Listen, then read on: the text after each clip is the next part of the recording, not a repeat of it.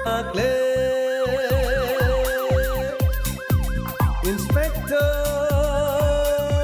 Tayai Tayai Tayai Ahan mamaktada Diamond Radio Channel ge Inspector Tayai tabiri basimu jem saigujamna taram noksob golona nei koknona khurumjari ngasi supudona laksari Inspector Tayai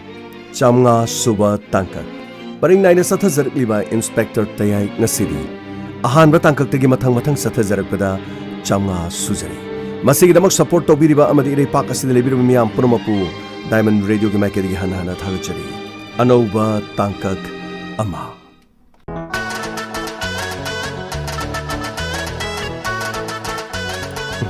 changchalo se kaino toidubo as nakhunena karino handaki yongchak singju yamna soibra kaino jabok lori sebo kaino as yare kaino khangdi migi mokota bo hek pane nangna pana base anagre kaino khangdi as adubadi nungsi toini kaino nungsibu nungsidradi nungsibu kanana nungsidoino me nungsidi nungsina banatro ito no khwaidi nungsi jari je nungsi natraba nungsigi nungsida nungsijana ngaujariba nungsigi mapuroiba oigadoriba ito bu karamna kaubigi no se changjaloba kita changjaloba karino thaban jongdebu changjolai dibo jongmong khangdre nangi khuningdo hantokse sikharanto as karino khuningi yaudri ko mai jongdoino mi as yare se mi loini yengese khoi dau chawal kala dai dai hai dat kani se adai dai na kamdoe chikamdoe chikamdoe che yare khut ka hai dale si khut ka hai dale ba yare ba se as yare ba sa as tare ondare kani no nang tauri do yamo gi sigi sangoi gi phan jin ga tang ui bane ba as yamuna dai da chengum he ne da he pa changar suk do tolokte ai di ga tang si da yamo gi si da phan jin ga tang as si da ne me si da ga tang ai pne ba adu gi as handak de yoksang dabal su nungsi hoigi moigi do ben phangde na numit mangani den chongba yaro en to guitar mai thadu e don mai thadu e do akoi nungsi hoigi ek lakai hi de ne ba tawri do as adu de taban do dum chonghogdom ni dra chonghogdom ni sa ji taban lai do ingon do chure ba adu de adam ngak tang sa ji ui ba de ba ise ek ui ru ba taban gi ma ko de na khong ji tholok ne ba ta se samai tor ga se adu gi nungsi ga ge taban ji de chongle ne ba eta chongle ne ba nangsu tabal do thongna chop khrabai chongdo bo leiraba tabal du aying haksit exam lo raga adum chong asuge yamna tabal da chopman masu phateda as kadai digina da yamo nawa yamo akhoi na ngoksan ring de new year da serao bo da kari da pukhi ma pan da music thagala gona pokchong ko songi do madu no bi he nungai jani da sidai da nupi ni nam ko koina ri sina ba sele jesu ya de longa jesu ya de kari no men manam ta de hojik se khwai de luri tabal lamuk la ne tabal la pa ji mo aina tong doi je nupa jing ji da mo do tabal ji pai do na kare madu de ai je sai ta da pro sa ka dori ne masi khallu ba da bai tabal do tingba dum tingra di phadau ni adam pura tingra di phadau ni nang na tabal de asugam na sobli se kari gi no yare tabadi am no waris kanadi ada khoi bai na station da kari no kai no mana masing adu ga chana thakna ba puro dana adu gi nei ne chingum he se kari no haisa ada police station da no ibai gi manak ta phachai adu gi wari haisa mane mi kari no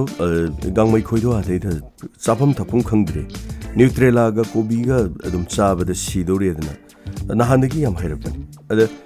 magi di tongan manganu khra su yauro aduga koiler su khara yauro adana loina pula leram thawru do ngari bani adedi yamo isan to bi khodi la oidro yamo adugi wadi ai khangdi mana masing thinbela o haiba kakten isan to bi yawni yauro haibagi adudi aingonda ka su haira ko leti as ngako yamo isan to bi hoige so handak thaban song aduga akhoi gi thaban song de moigi exam gi ne thaban na ma to song andre satra sing aduga phone paira ga moine manung ta china le ai ju kari gi no ba moigi de mok to khoi thaban ka thoi bane pakhang khoi na thaban ka thoi ba mayam ai khoi na masida kaw ba then da chat ka do mayam do ma khoi lari ina bani tha na bani exam gi ne na haraga nati ma khoi na phone da puto puto sinari di bo adugi wadi loina ma ki ora moida khara na tobi yauraga loina chen da bagi matang ngoi rongani as yamo pura arroi bini karai gi no kuban chen bagi adu ada gi satra gi sangsan adu ada adu haina ri mayam do udro ma khoi na do mai do kuban chen do ordi nati ai khoi na hana thaban chongjara ga leram na patra ba yamo ai khoi moi na harak pada dine moi gi matam da dine loina ma adum thaban chongali ila phala adum to hale adum pass tawi adu da poirak pa mi jing aphaw jing do ngasi lebak ngak pada lebak ke zo pham pai ai khoi mahiroi sing ji phatre na masidai da mahiroi sing ji gi tungi yumbi gi da muktani haidra ka thok to na masidai da kumai harau lep to na toru moina exam do boi silo haibra ba nati exam do phone pa na moi silo haibra ba yamo ai diam tang sama hainingi class 1 2 3 4 5 6 7 8 9 10 ladies do hojik se class 10 ga 12 kaniko ayam bo hojik se prekha da tingi se yamo class 10 ga class 12 ka sibu yamna lu ba jat aba atai class lai ri sing se mo khoi gi exam tor di lu dabra ba class 8 ki di lu dabro 9 ki di lu dabra 7 ki di lu dabra ba nati 3 4 5 angang si exam chat li loi lu ba ngak ne adoi bi ta di aru sing se loi ni yeng hai re ga exam sing si ki khai dor ga sahi chupa ko me yarau se pura thing bi kari ka yamo hai bi hayeng di class 1 gi exam lai hai na ko me yarau si so class 1 gi jo thing ba aduga half yearly da song thing ba class 2 gi ju 3 gi ju 4 gi ju 5 gi ju 6 gi ju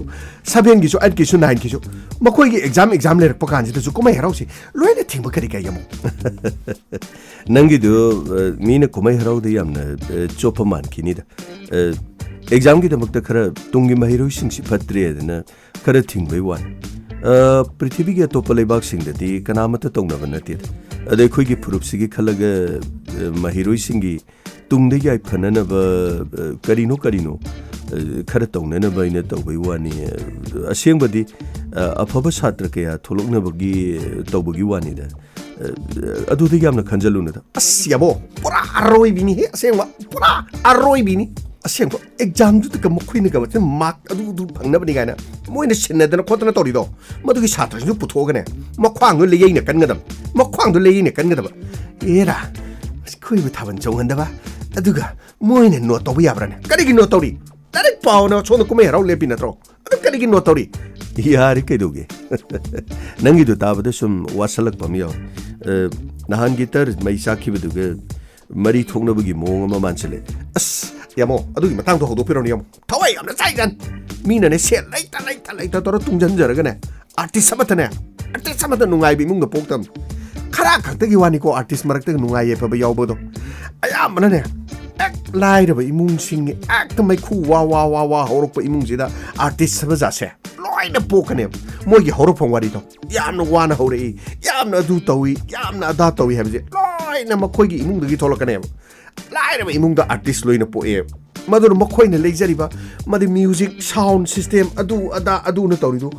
mi gi di profession oina adu de gi satsara khara phangjarga imung manung da nupi angang mama mapa macha masu nupi angang matu masa thakpa yauri bini hoi ni adu budi kanana du bu la le hai khri as yamo chekon da thabak chali ba mi singja chekon da thabak chali bi singja angang exam thadori chekon da chapero thabak chuba chapero gari thori bi singje parikha me ani gari thobya ro chapero thingjal ri yamo as gari ni thoda trami yam sini da chekon da chapagi thingba kangu da makhoi na pa bi yo pak to na kagla di ko yan thar di yam tukani hoi ni adu bu makhoi na di satras gi punchi de akai ba pi ba di na te dana hoi ni yamo adu makhoi na pi hai ba na ti ne chap mana na makhoi na chekon chali do paisa phang na bane ba gari thori do paisa phang na bane ba som the music khongi ba khat tawri kangu du paisa phang na bane ba adu ra ga di pura makhoi bu thingjan bi ba gi mota kari no hapta amada amuk khakta no maijing ang khakta tha amada no maijing mari orasu mari ni du ba yan bi ra ga di nati pung kun mari do loi na lari pa le ba nati ba adu manung da pung amani du tha dok pi ra ga tha ma gi manung da no mari ni dang oirasu makhoi bu kainom to haladi madu da phanga pu paisa du na nupi angang thaksa da khara da orasu pi jane ba artist sing gi macha masu sing di yamo ai wa hining de yamo kari tawragi mi artist ki macha masu kari tawrage ba as yamo artist ki macha su sing di ne as makhong ham da yam na koi rabani da sa da thakta da na yaris ꯅꯪꯒꯤ ꯊꯥꯕꯜ ꯆꯣꯡꯕ ꯐꯪꯗꯕꯒꯤ ꯅꯪꯅ ꯇꯣꯄꯤꯛꯇꯣ ꯅꯥꯀꯜꯂꯣꯝꯗ ꯂꯣꯏꯅ ꯄꯨꯊꯣꯛꯄꯤꯗꯣꯔꯤꯁꯦ ꯄꯣꯠ ꯆꯩ ꯃꯌꯥꯝꯁꯨ ꯑꯝꯇ ꯍꯥꯞꯆꯟꯁꯤꯁꯦ ꯑꯗꯨꯒ ꯈꯔ ꯉꯟꯅ ꯊꯤꯜꯂꯒ ꯈꯔ ꯉꯟꯅ ꯍꯜꯂꯛꯅꯕ ꯇꯧꯁꯤ ꯑꯁ ꯑꯗꯨꯕꯨꯗꯤ ꯀꯩꯁꯨ ꯀꯥꯏꯗꯦꯗꯤ ꯑꯃꯨꯛ ꯑꯗꯨꯒꯅꯦ ꯑꯃꯨꯛ ꯍꯟꯗꯛꯀꯤ ꯑꯦꯛꯖꯥꯝ ꯂꯣꯏꯔꯛꯄꯗꯀꯣ ꯑꯩꯅ ꯆꯣꯡꯊꯕ ꯊꯥꯕꯜꯂꯤꯕ ꯑꯁ ꯍꯥꯏꯔꯤꯁꯤꯅꯤ ꯑꯩꯅ ꯆꯣꯡꯊꯒꯗꯕ ꯊꯥꯕꯜꯁꯤꯗꯤ ꯀꯔꯤꯒꯨꯝꯕ ꯅꯨꯡꯁꯤꯒ ꯑꯩꯒ ꯄꯥꯏꯃꯤꯟꯅꯔꯕ ꯑꯩꯒ ꯃꯥꯒ ꯄꯥꯏꯃꯤꯟꯅꯔꯒ ꯆꯣꯡ ꯇꯥꯔꯗꯤ ꯑꯩ ꯌꯥꯝꯅ ꯔꯣꯃꯥꯟꯇꯤꯛ ꯑꯣꯏꯕ ꯃꯑꯣꯡ ꯈꯔꯗ ꯆꯣꯡꯒꯅꯤ ꯀꯃꯥꯏꯅ ꯆꯣꯡꯗꯣꯏꯕ ꯁꯦ ꯁꯨꯃꯥꯏꯅ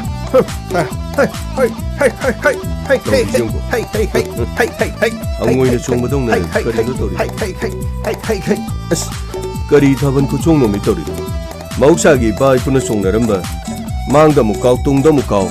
ꯃꯥꯡꯗ ꯑꯃꯨꯛ ꯀꯥꯎ ꯇꯨꯡꯗ ꯑꯃꯨꯛ ꯀꯥꯎꯗ ꯆꯣꯡꯗ꯭ꯔꯦ ꯑꯁ ꯌꯥꯝꯃꯣ ꯑꯗꯨꯒꯨꯝꯕꯗꯣ ꯆꯠꯅꯗ꯭ꯔꯦ ꯍꯧꯖꯤꯛꯀꯤꯁꯦ ꯈꯣꯡꯁꯦ ꯁꯣꯟ ꯅꯥꯀꯟꯗ ꯁꯨꯃꯥꯏꯅ ꯊꯥ ꯊꯦ ꯊꯥ ꯊꯥ ꯊꯥ ꯊꯦ ꯊꯤ ꯊꯥ ꯊꯥ ꯊꯥ ꯁꯣꯟꯗ ꯑꯃꯨꯛ ꯈꯨꯠꯀꯥꯏꯁꯦ ꯑꯣꯏꯗ ꯑꯃꯨꯛ ꯌꯦꯠꯇ ꯑꯃꯨꯛ ꯑꯣꯏꯗ ꯑꯃꯨꯛ ꯌꯦꯠꯇ ꯑꯃꯨꯛ ꯃꯅꯤꯡꯗ ꯑꯃꯨꯛ ꯃꯃꯥꯡꯗ ꯑꯃꯨꯛ ꯃꯊꯛ ꯃꯈꯥ ꯑꯣꯏ ꯌꯦꯠ ꯁꯦ ꯊꯕꯥꯛꯀꯥꯏꯁꯦ ꯁꯨꯃꯥꯏꯅ ꯁꯣꯟꯗ ꯃꯥꯡꯉꯥꯏꯗ ꯑꯃꯨꯛ ꯏꯟꯊꯣꯛ ꯃꯅꯤꯡꯗ ꯑꯃꯨꯛ ꯏꯟꯁꯟ ꯄꯨꯛꯀꯥꯏꯁꯦ ꯁꯨꯃꯥꯏꯅ ꯏꯟꯊꯣꯛ ꯁꯨꯃꯥꯏꯅ ꯏꯟꯁꯟ ꯁꯦ ꯁꯨꯃꯥꯏꯅ ꯁꯦ ꯊꯥ ꯊꯥ ꯊꯥ ꯑꯗꯨꯒ ꯁꯦ ꯁꯨꯃꯥꯏꯅ ꯇꯨꯡꯒꯥꯏꯁꯦ ꯅꯤꯡꯒꯥꯏꯁꯦ ꯁꯨꯃꯥꯏꯅ ꯂꯩꯔꯒ ꯁꯨꯃꯥꯏꯅ ꯑꯗꯒꯤꯗꯤ ꯁꯨꯃꯥꯏꯅ ꯑꯃꯨꯛ ꯎꯡꯉꯒ ꯁꯦ ꯃꯅꯤꯡꯗ ꯃꯃꯥꯡꯗ ꯃꯇꯥꯏꯗ ꯃꯆꯦꯠꯇ ꯃꯄꯥꯟꯗ ꯁꯦ ꯑꯁ ꯑꯉꯥꯡ ꯃꯆꯥꯈꯩꯗꯣ ꯊꯥꯕꯜ ꯆꯣꯡꯕꯗ ꯃꯈꯣꯡꯒꯥꯏꯗꯣ ꯑꯍꯟꯒ ꯆꯞ ꯃꯥꯟꯅ ꯊꯥꯡꯉꯤꯗꯣ ꯌꯦꯡꯉꯣ ꯁꯨꯃꯥꯏꯅ ꯁꯦ ꯌꯥꯔꯦ ꯀꯔꯤ ꯇꯧꯔꯤ ꯅꯪꯅ ꯍꯪꯉꯣꯏꯅ ꯆꯣꯡꯕꯗꯧꯅ ꯅꯪꯅ ꯆꯣꯡꯉꯤꯕ ꯃꯑꯣꯡꯗꯣ ꯑꯁ ꯌꯥꯝꯃꯣꯏꯁꯦ ꯑꯩꯉꯣꯟꯗ ꯌꯥꯝ ꯊꯥꯖꯗꯕ ꯋꯥꯅꯤꯅꯦ ꯀꯔꯤꯒꯨꯝꯕ ꯅꯨꯡꯁꯤꯅ ꯍꯌꯦꯡ ꯃꯤ ꯑꯇꯣꯞꯄ ꯄꯥꯏꯇꯥꯔꯕ ꯑꯗꯨ ꯑꯣꯏꯔꯒꯗꯤ ꯑꯩꯅ ꯑꯃꯨꯛ ꯀꯣꯛ ꯆꯤꯡꯉꯒ ꯑꯩꯅ ꯑꯃꯨꯛ ꯁꯨꯃꯥꯏꯅ ꯑꯃꯨꯛ ꯆꯣꯡꯒꯅꯤ ꯀꯃꯥꯏꯅ ꯑꯃꯨꯛ ꯆꯣꯡꯗꯣꯏꯕ ꯌꯥꯝꯃꯣ ꯁꯦ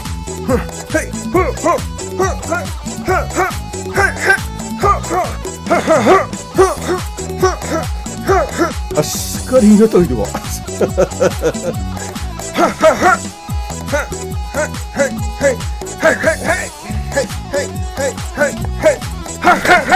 세 영호 스마이나 아스 야래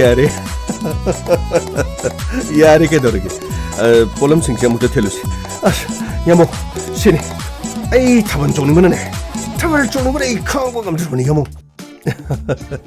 야래세 타번디 쫑들었어 야래 낭나 호지 쫑리베시네 타번 쫑무디 헤네 쫑그레스 옌가 로이네 캉다네 로이네 렉타바타 ꯆꯦꯡꯒꯨꯝꯒꯤ ꯁꯔꯨꯛꯁꯦ ꯁꯤꯗ ꯂꯩꯔꯦ ꯑꯗꯨꯒ ꯀꯣꯕꯤ ꯍꯋꯥꯏ ꯊꯔꯥꯛ ꯃꯔꯨ ꯑꯌꯥꯝꯕꯁꯦ ꯂꯩꯁꯦ ꯒꯥꯡꯃꯩꯗ ꯎꯇꯤ ꯌꯥꯝ ꯄꯥꯝꯃꯤ ꯍꯋꯥꯏ ꯊꯔꯥꯛ ꯑꯁꯪꯕ ꯃꯔꯨꯁꯤ ꯈꯔ ꯌꯥꯎꯔꯣꯅ ꯇꯧꯕꯗꯣ ꯈꯔ ꯌꯥꯎꯔꯦ ꯑꯗꯨꯒ ꯊꯥ ꯑꯃꯗꯤ ꯆꯥꯕ ꯀꯣꯟꯅꯅꯕ ꯑꯗꯨꯒ ꯌꯦꯟꯁꯤꯡ ꯀꯔꯤꯁꯤꯡꯗꯨꯅ ꯁꯣ ꯅꯥꯀꯟꯗ ꯂꯣꯏ ꯂꯩꯔꯦ ꯄꯨꯂꯞ ꯑꯝꯇ ꯍꯥꯞꯅꯕ ꯇꯧꯁꯤꯁꯦ ꯑꯁ ꯌꯥꯝꯃꯣ ꯑꯩꯅ ꯈꯟꯕꯗꯗꯤ ꯃꯣꯏꯅ ꯍꯥꯏꯔꯛꯏꯁే ꯊꯕꯛ ꯑꯃ ꯂꯩꯔꯝꯗꯧ ꯃꯥꯜꯂꯤꯀꯣ ꯃꯣꯏꯒꯤ ꯐꯪꯁꯟ ꯑꯃ ꯁꯣꯏꯗꯅ ꯂꯩꯔꯝꯗꯧ ꯃꯥꯜꯂꯤ ꯀꯔꯤꯒꯨꯝꯕ ꯊꯧꯗꯣꯛ ꯑꯃꯒ ꯀꯔꯤꯒ ꯍꯣꯔꯦꯟ ꯑꯃꯨꯛ ꯆꯥꯛ ꯆꯥꯒꯣ ꯈꯣꯠꯀꯣ ꯍꯥꯏꯔꯝꯗꯅ ꯑꯃꯨꯛ ꯐꯪꯁꯟ ꯃꯐꯝꯗ ꯑꯃꯨꯛ ꯏꯆꯟ ꯇꯣꯝꯕꯤ ꯑꯃꯨꯛ ꯂꯩꯔꯝꯗꯅ ꯑꯃꯨꯛ ꯌꯥꯃꯣ ꯏꯆꯟ ꯇꯣꯝꯕꯤ ꯂꯩꯔꯗꯤ ꯌꯥꯃꯣꯡꯁꯨ ꯄ꯭ꯔꯕ ꯆꯠꯁꯤ ꯌꯥꯔꯣꯏꯅꯦꯀꯣ ꯑꯗꯨꯕꯨꯗꯤ ꯀꯔꯝꯍꯥꯏꯅ ꯆꯠꯇꯣꯏꯅꯣ ꯃꯁꯛꯇꯨ ꯌꯦꯡꯖꯔꯒꯁꯨ ꯑꯩꯁꯨ ꯈꯤꯇꯪ ꯑꯋꯥꯕ ꯄꯣꯊꯥꯖꯔꯤꯕꯅꯤ ꯍꯥꯏꯔꯤꯕ ꯂꯩꯔꯝꯗꯧꯗꯤ ꯃꯥꯟꯗꯦꯗ ꯂꯧꯁꯤ ꯅꯪ ꯑꯗꯨꯝ ꯉꯥꯡꯗꯅ ꯑꯗꯨꯝ ꯂꯩꯔꯤ ꯄꯣꯠꯂꯝꯁꯤꯡꯁꯦ ꯍꯥꯞꯆꯟꯅꯕ ꯇꯧꯁꯤ ꯑꯁ ꯌꯥꯃꯨꯡꯖꯨꯕ ꯄꯨꯔꯥ ꯑꯔꯣꯏꯕꯤꯅꯤ ꯊꯦꯡꯗꯤ ꯊꯦꯡꯂꯛꯀꯅꯨ ꯍꯣꯏꯗꯦ ꯈꯔ ꯉꯟꯅ ꯂꯥꯛꯑꯣ ꯉꯁꯤꯗꯤ ꯌꯥꯝꯅ ꯅꯨꯡꯉꯥꯏꯕ ꯅꯨꯃꯤꯠ ꯑꯃꯅꯤ ꯑꯍꯥꯟꯕꯒꯤ ꯆꯩꯔꯥꯎꯕꯗꯁꯨ ꯑꯩꯈꯣꯏ ꯀꯔꯤꯃꯠꯇ ꯆꯥꯍꯧꯗ꯭ꯔꯕ ꯍꯣꯏ ꯑꯗꯨ ꯉꯁꯤꯗꯤ ꯑꯩꯈꯣꯏ ꯃꯊꯦꯜ ꯑꯃ ꯆꯥꯃꯤꯟꯅꯁꯦꯅ ꯁꯨꯝ ꯇꯧꯕꯅꯤ ꯆꯩꯔꯥꯎꯕ ꯑꯃꯁꯨ ꯑꯃꯨꯛ ꯌꯧꯔꯛꯑꯦ ꯑꯗꯨꯒ ꯁꯤꯗꯒꯤꯗꯤ ꯑꯃꯨꯛ ꯏꯠꯁꯨ ꯑꯃꯨꯛ ꯌꯧꯔꯛꯑꯅꯤ ꯀꯨꯝꯍꯩ ꯍꯔꯥꯎ ꯃꯊꯪ ꯇꯥꯔꯛꯑꯅꯤ ꯑꯗꯨꯗꯤ ꯏꯆꯟ ꯇꯣꯝꯕꯤꯁꯨ ꯌꯥꯎꯕꯤꯔꯣꯗꯦ ꯃꯥꯕꯨꯗꯤ ꯁꯣꯏꯗꯅ ꯌꯧꯔꯛꯑꯅꯤꯗ ꯑꯗꯨꯒ ꯅꯪꯒꯤ ꯇꯤꯝꯗꯨꯁꯨ ꯂꯣꯏꯅ ꯁꯨꯅ ꯄꯨꯔꯛꯑꯣ ꯇꯣꯝꯕꯤꯅꯣ ꯈꯣꯏ ꯁꯔꯗꯥ ꯈꯣꯏ ꯁꯔꯤꯇꯥꯁꯨ ꯁꯣꯏꯗꯅ ꯌꯥꯎꯔꯛꯀꯅꯤ ꯂꯣꯏꯅ ꯄꯨꯔꯛꯀꯅꯤ ꯉꯁꯤꯗꯤ ꯏꯁꯩ ꯂꯣꯏꯗꯕ ꯑꯃ ꯂꯩꯕꯗꯣ ꯉꯁꯤꯗꯤ ꯑꯃꯨꯛꯇ ꯐꯨꯜ ꯑꯝꯇ ꯇꯥꯖꯒꯦꯗꯅ ꯑꯁ ꯑꯗꯨ ꯌꯥꯔꯣꯏꯗ ꯑꯩꯈꯣꯏ ꯏꯆꯟꯇꯣꯝꯕꯤꯁꯨ ꯌꯥꯎꯏ ꯑꯗꯣ ꯑꯉꯥꯡ ꯃꯌꯥꯝ ꯃꯃꯥꯡꯗ ꯑꯁ ꯀꯩꯗꯧꯔꯦ ꯍꯥꯏꯅꯣꯗꯤ ꯍꯣꯔꯦꯟ ꯃꯇꯦꯛ ꯑꯃ ꯇꯧꯔꯁꯨ ꯁꯛꯄꯤꯌꯣꯕ ꯑꯁ ꯌꯥꯔꯦꯁꯦ ꯅꯪꯅ ꯏꯁꯩꯗ ꯍꯥꯏꯂꯤ ꯄꯨꯂꯤꯁꯅ ꯏꯁꯩ ꯁꯛꯑꯦꯅ ꯀꯩꯅꯣ ꯄꯨꯂꯤꯁꯁꯨ ꯊꯃꯣꯏ ꯄꯥꯜꯂꯤ ꯄꯨꯂꯤꯁꯁꯨ ꯃꯤ ꯅꯠꯇ꯭ꯔꯣ ꯑꯩꯒꯤꯗꯤ ꯑꯁꯤ ꯑꯅꯤꯁꯦ ꯑꯃꯨꯛ ꯏꯔꯥꯡ ꯇꯧꯗꯅ ꯂꯩꯔꯝꯃꯤ ꯑꯩ ꯀꯅꯥꯗꯁꯨ ꯃꯥꯅꯤ ꯑꯁꯤ ꯌꯥꯔꯤꯁꯦ ꯀꯩꯅꯣ ꯇꯧꯔꯁꯤ ꯈꯔ ꯉꯟꯅ ꯂꯥꯛꯅꯕ ꯇꯧꯔꯣ ꯑꯩ ꯁꯣꯝꯗ ꯑꯉꯥꯡꯁꯤꯡꯒ ꯆꯥꯛ ꯌꯦꯟꯁꯥꯡꯗꯣ ꯂꯥꯡꯅꯅꯕ ꯑꯝꯇ ꯀꯩꯅꯣ ꯇꯧꯒꯦ ꯁꯥꯔ ꯀꯔꯤꯅꯣꯝꯇ ꯒꯥꯡꯃꯩ ꯅꯪ ꯐꯥꯎꯒꯠꯂꯛꯀꯅꯤ ꯑꯩ ꯈꯪꯉꯤ ꯅꯪ ꯐꯥꯎꯒꯠꯂꯛꯀꯅꯤ ꯒꯥꯡꯃꯩꯔꯣ ꯃꯥꯅꯤ ꯒꯥꯡꯃꯩꯅꯤ ꯈꯔ ꯉꯟꯅꯕꯗꯨ ꯇꯧꯔꯣ ꯑꯩ ꯊꯝꯃꯒꯦ ꯃꯦꯗꯥꯝ ꯀꯩꯅꯣꯅꯤ ꯑꯩꯈꯣꯏ ꯑꯩꯈꯣꯏ ꯉꯁꯤꯁꯦ ꯌꯥꯝ ꯅꯨꯡꯉꯥꯏꯕ ꯅꯨꯃꯤꯠꯅꯤ ꯀꯔꯤꯅꯣ ꯑꯩꯈꯣꯏꯒꯤ ꯑꯍꯥꯟꯕ ꯆꯩꯔꯥꯎꯕꯁꯨ ꯌꯥꯎꯍꯧꯗꯕ ꯑꯅꯤꯁꯨꯕ ꯆꯩꯔꯥꯎꯕꯁꯨ ꯇꯝꯕ ꯉꯝꯗꯦ ꯀꯦꯁ ꯂꯥꯛꯑꯗꯤ ꯀꯔꯤꯅꯣ ꯃꯦꯟꯃꯥꯟ ꯇꯥꯕ ꯅꯠꯇꯕꯅꯤꯅ ꯉꯁꯤꯗꯤ ꯀꯔꯤꯅꯣ ꯎꯇꯤ ꯑꯁꯪꯕꯣ ꯀꯔꯤꯑꯣ ꯉꯥꯅꯨ ꯌꯦꯟꯅꯣ ꯀꯔꯤꯑꯣ ꯑꯁ ꯈꯪꯗꯦꯗ ꯅꯍꯥꯟ ꯃꯈꯩ ꯅ꯭ꯌꯨꯇ꯭ꯔꯦꯂꯥ ꯆꯥꯕ ꯃꯌꯥꯝꯗꯣ ꯑꯗꯨꯒꯤ ꯉꯁꯤꯗꯤ ꯈꯔ ꯍꯛꯆꯥꯡ ꯃꯅꯨꯡꯗ ꯀꯔꯤꯅꯣ ꯃꯆꯨ ꯈꯤꯇ ꯁꯪꯒꯦ ꯇꯧꯕꯅꯤꯗ ꯌꯥꯎꯁꯪꯁꯨ ꯅꯤꯡꯊꯤ ꯅꯨꯡꯉꯥꯏꯗꯤ ꯌꯥꯎꯍꯧꯗ꯭ꯔꯕꯅꯤꯅ ꯊꯝꯃꯒꯦ ꯍꯣꯔꯦꯟ ꯉꯟꯅ ꯂꯥꯛꯑꯒꯦ ꯌꯥꯔꯦ ꯊꯝꯃꯣ ꯀꯔꯤꯅꯣ ꯑꯩꯅ ꯍꯥꯏꯖꯕꯗꯤ ꯄꯥꯈꯣꯝꯗꯤ ꯃꯦꯗꯥꯝꯗꯣ ꯄꯤꯔꯝꯗꯕ ꯃꯥꯜꯂꯤꯅꯦ ꯑꯣ ꯀꯔꯤꯅꯣ ꯈꯪꯗꯦꯅꯦ ꯑꯩꯁꯦ ꯀꯥꯡꯂꯝ ꯆꯥꯗꯕ ꯍꯥꯏꯕꯗꯨꯅꯤꯅꯦ ꯃꯤꯒꯤ ꯉꯥꯏꯍꯥꯛꯇ ꯔꯣꯃꯥꯟꯁ ꯇꯧꯔꯤꯉꯩꯁꯤꯗ ꯑꯩꯅ ꯑꯃꯨꯛ ꯀꯥꯡꯂꯝ ꯆꯦꯟꯁꯤꯜꯂꯨꯔ ꯃꯥꯜꯂꯤꯅꯦ ꯇꯧꯔꯤꯁꯦ ꯑꯣ ꯁꯤꯅꯤꯅꯦ ꯁꯥꯏꯀꯜ ꯇꯣꯔꯤꯉꯩꯗ ꯍꯨꯏꯅ ꯆꯤꯛꯄ ꯍꯥꯏꯕꯁꯦ ꯑꯣ ꯊꯣꯛꯄꯅꯤꯗꯀꯣ ꯒꯧꯃꯩ ꯀꯔꯤꯁꯨ ꯈꯜꯂꯨꯅꯨ ꯍꯣꯔꯦꯟ ꯄꯨꯟꯅꯅꯕꯒꯤꯅꯦ ꯑꯩꯅ ꯍꯣꯠꯅꯔꯤꯁꯤ ꯏꯇꯣꯒ ꯙ꯭ꯔꯨꯕꯒꯁꯨ ꯂꯥꯛꯀꯅꯤ ꯑꯗꯨꯒ ꯄꯣꯠ ꯆꯩ ꯃꯅꯥ ꯃꯁꯤꯡ ꯀꯩꯀꯩꯁꯤꯡꯗꯨ ꯐꯖꯅ ꯂꯧꯁꯤꯜꯂꯒ ꯅꯤꯡꯊꯤꯖꯅ ꯊꯝꯃꯣ ꯑꯗꯨꯒ ꯆꯥꯕ ꯊꯛꯄ ꯌꯥꯅꯅꯕꯗꯣ ꯅꯈꯣꯏꯅ ꯃꯦꯁ ꯄꯥꯏꯔꯤꯅꯦꯅ ꯇꯧꯔꯤꯗꯣ ꯆꯥꯕ ꯊꯛꯄ ꯌꯥꯗꯦ ꯍꯥꯏꯗꯣ ꯈꯔ ꯐꯖꯅ ꯌꯦꯡꯁꯤꯜꯂꯨ ꯁꯥꯔ ꯑꯗꯨꯕꯨꯗꯤ ꯅꯨꯡꯉꯥꯏꯖꯩꯗ ꯁꯥꯔ ꯁꯥꯔ ꯋꯥꯔꯧꯕ ꯌꯥꯗꯦꯀꯣ ꯁꯥꯔ ꯀꯔꯤꯒꯤꯅꯣ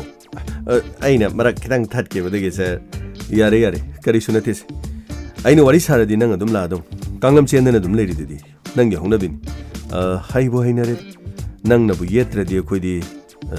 ꯅꯨꯡꯕꯨ ꯅꯨꯡꯉꯥꯏꯇ꯭ꯔꯦ ꯑꯗꯨꯅꯤ ꯀꯔꯤꯁꯨ ꯈꯜꯂꯨꯅꯨꯗ ꯁꯥꯔ ꯑꯩꯅ ꯁꯨꯝ ꯃꯔꯛꯇ ꯌꯦꯠꯁꯜꯂꯤꯗ ꯁꯥꯔ ꯋꯥꯔꯤꯒꯤ ꯔꯥꯁꯤ ꯍꯥꯞꯄꯤꯅꯤꯅꯦ ꯁꯥꯔ ꯍꯣꯏꯅꯦ ꯌꯥꯔꯦ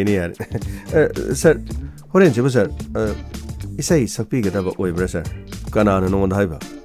ꯁꯥꯔ ꯀꯅꯥꯃꯇ ꯍꯥꯏꯗꯦ ꯁꯥꯔ ꯅꯍꯥꯟꯃꯨꯛ ꯀꯔꯤꯅꯣ ꯆꯤꯡꯁꯤꯟꯕꯤꯔꯦ ꯑꯩꯒꯤ ꯊꯃꯣꯏ ꯇꯧꯕꯗꯣ ꯁꯥꯔ ꯑꯗꯨꯒꯤꯗꯣ ꯑꯩꯅ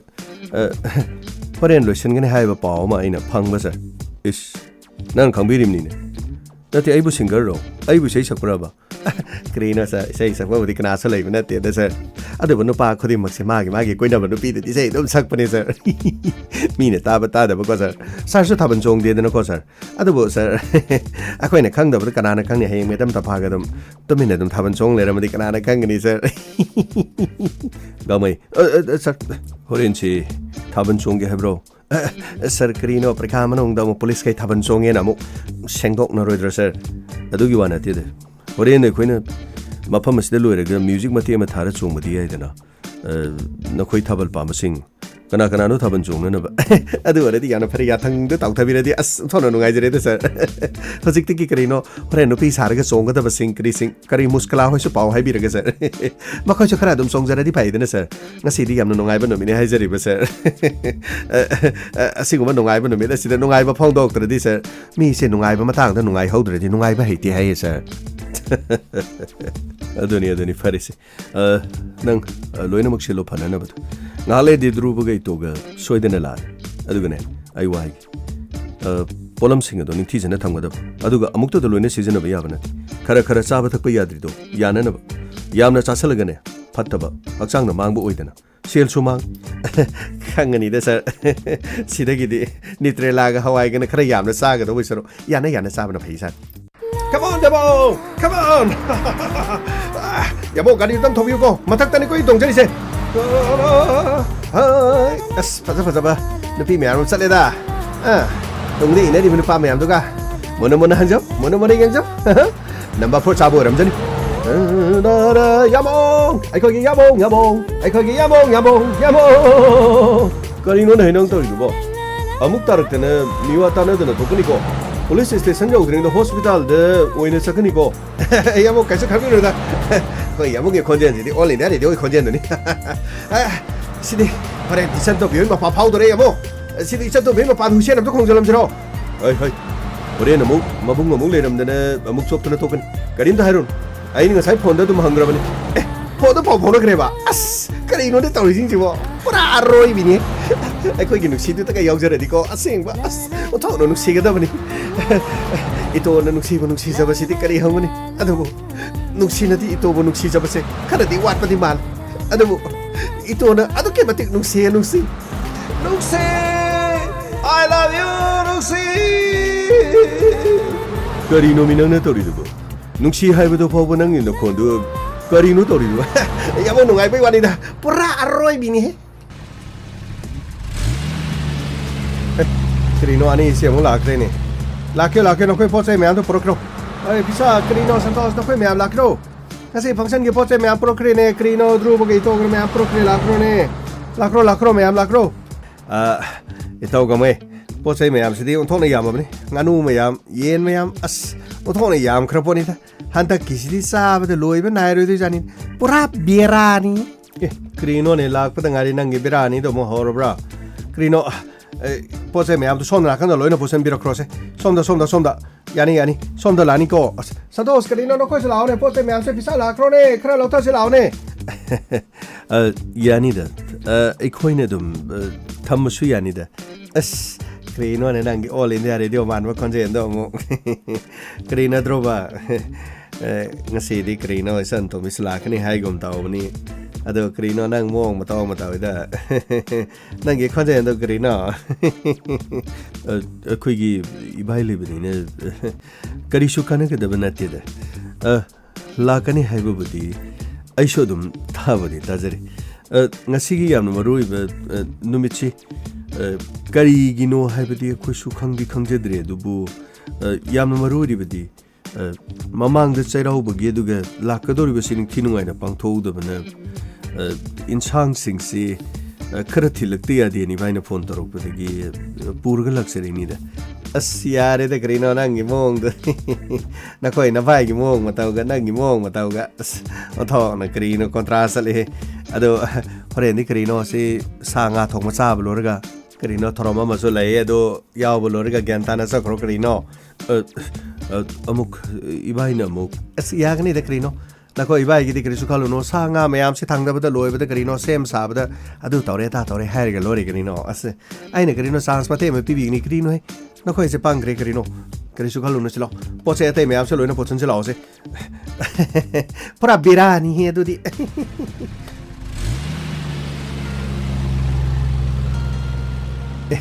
grino ne medam ta pha ko se la grine mathang som la kre mi sing chalo su jale ko ngasi gi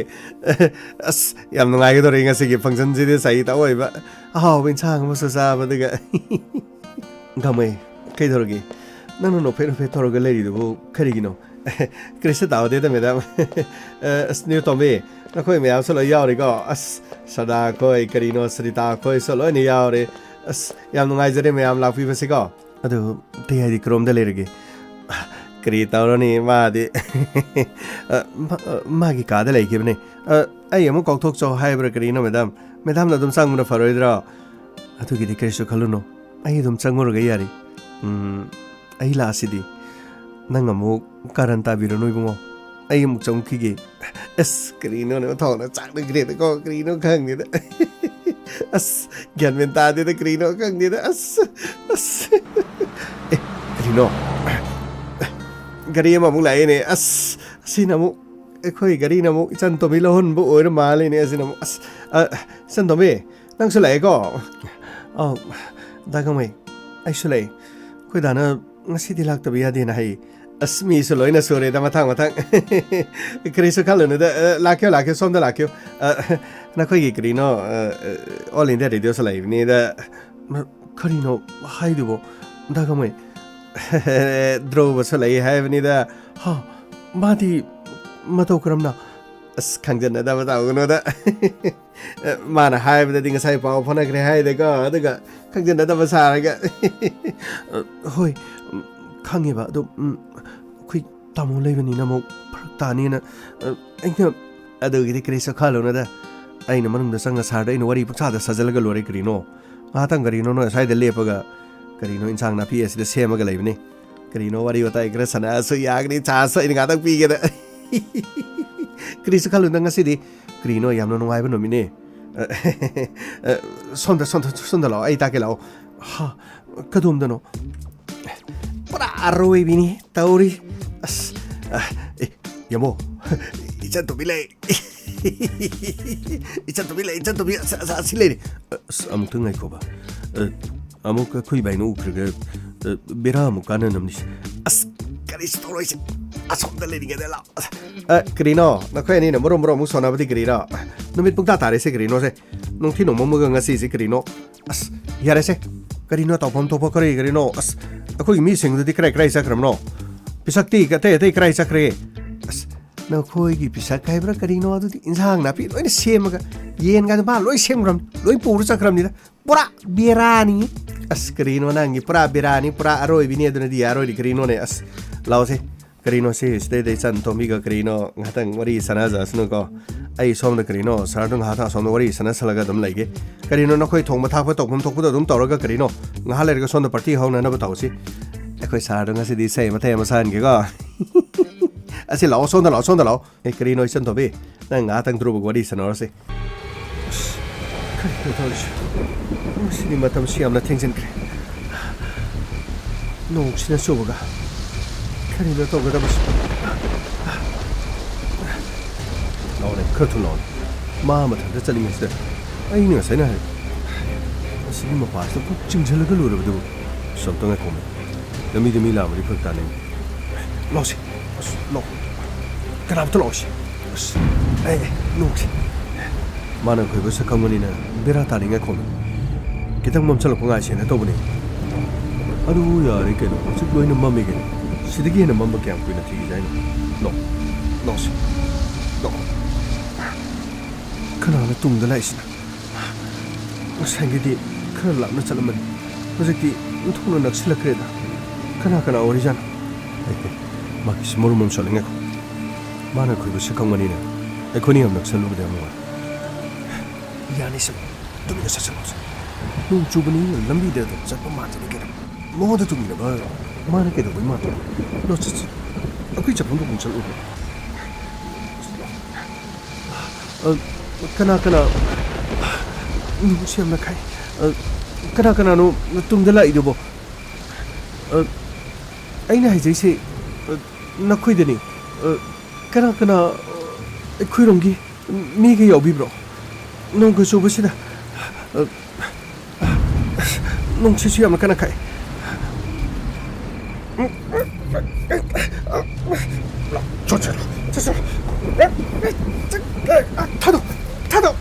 타도 하니까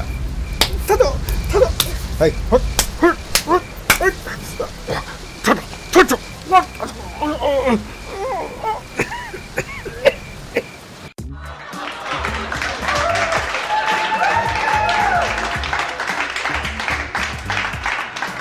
야래 가자 ngasi기 nungaraba toroma sigidamak ngasigi se yamna aikoina ahanbagi cherauba aduga ani suba lakadurba cherauba aikoigi thabaksina punba matam phangdabanina handakisida aduga aruruba case camera mokoi mayam punna pangthokminabagi daba special oina ngasigi toroma si sinjabani aduga yam nuwaijare aigi leijariba station asida leiriba punama BDF ki aduga home guard ki aduga aigi leijariba police ki chinaw mayam punama yam nuwaijare sir sir ado sir gi sai do hana ta se haiba sir noi thaban hana songani haidane krina sir isai hana tawgani na madam na de hai gum tawida madam kre hai gi madam gamai nakhoi te aina budi magi lusan da bisai do adu hana sakani an hai gi bane do thaban hana tawgadra isai hana tawgadra hai dudi te ai gi apa matar as tamba aini sei sakudu mo koi chantombi ko as yani da chantombi do asida drubo koi to koi moisida phamaga dum leiba yani ba isai do lusan da budum atem da sapiyo ba as nang nei se pura singer olan ga dore sir kari su khan biru da ma'am akhoi sir nei sai sa kani ma'am ko ba hauru ko se nahan gi lusan da sai mute to as pare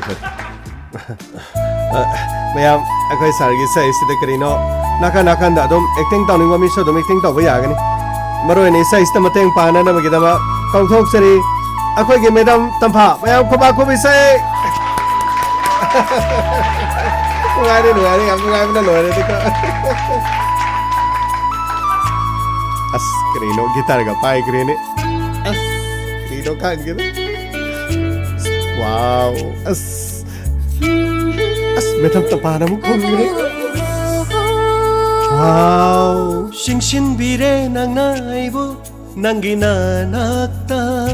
as bazai punshin bire nangi nungsi kisina as pajabana lore as shin bire nang naibu ꯅꯪꯒꯤ ꯅꯥꯅꯥꯛꯇ ꯄꯨꯟꯁꯤꯟꯕꯤꯔꯦ ꯅꯪꯒꯤ ꯅꯨꯡꯁꯤꯒꯤꯁꯤꯅ ꯑꯩꯕꯨ ꯅꯊꯥꯅꯨꯡꯗ ꯑꯩꯕꯨ ꯄꯨꯟꯁꯤꯒꯤ ꯑꯩꯕꯨ ꯅꯊꯥꯅꯨꯡꯗ ꯑꯩꯕꯨ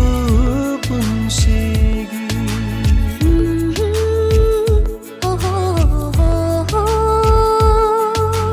싱신비래 낭나이부 남기나 낙다 운신비래 남기 농시 기시나 wow asok phasa bai sai chu krino na ding dong khak ta dom lei bani as krino madam ta pa ja gat krine as madam ta pa krino cho goi to lei lei da sabio ne as mayam khubak macha mata madam gi dong tu khubi se ne madam mayam ne khubi se as krino isan tombi ga mok dhruva ga sida mok tawris ne krino नखोई तमोगी सैसे आइने नंगोंदे सकपने न खलसु याको as yare sei ta ko आइगी थामोय लैकोल्दा शातलरो नानी तमना अकन बानों लई लाक्लाशु नाक्लगे नंगबु केंदनाबा पुल्लगे नुंसी किसीना आइगी हांगला बतमोय लैकोल्दा पुल्लगे चेतना पुंसीगी लिंगदनाबा as ta koi madam ta pa ko me sai sige magon je pra happy ko 싱신비래 낭나이부 남기나 낙다 mani ni as 운신비래 남기 농시 기시나 sidagi de krino ai na okoi genre ya morning sing le ne tawri jong as asmai na mo ai ne slow motion na se laga ko smai na se laga ai na ai ge genre gi mara khut to smai na ting tho ga ko smai na ting tho ga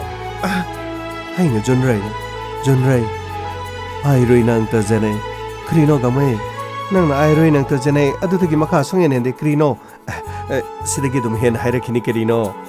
La La La La La La La La La La La La La La La sumhatpire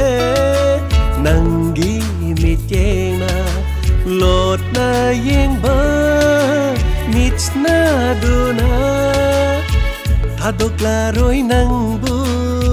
punsigi oina Satlaro nangna aigi laikol sida pullage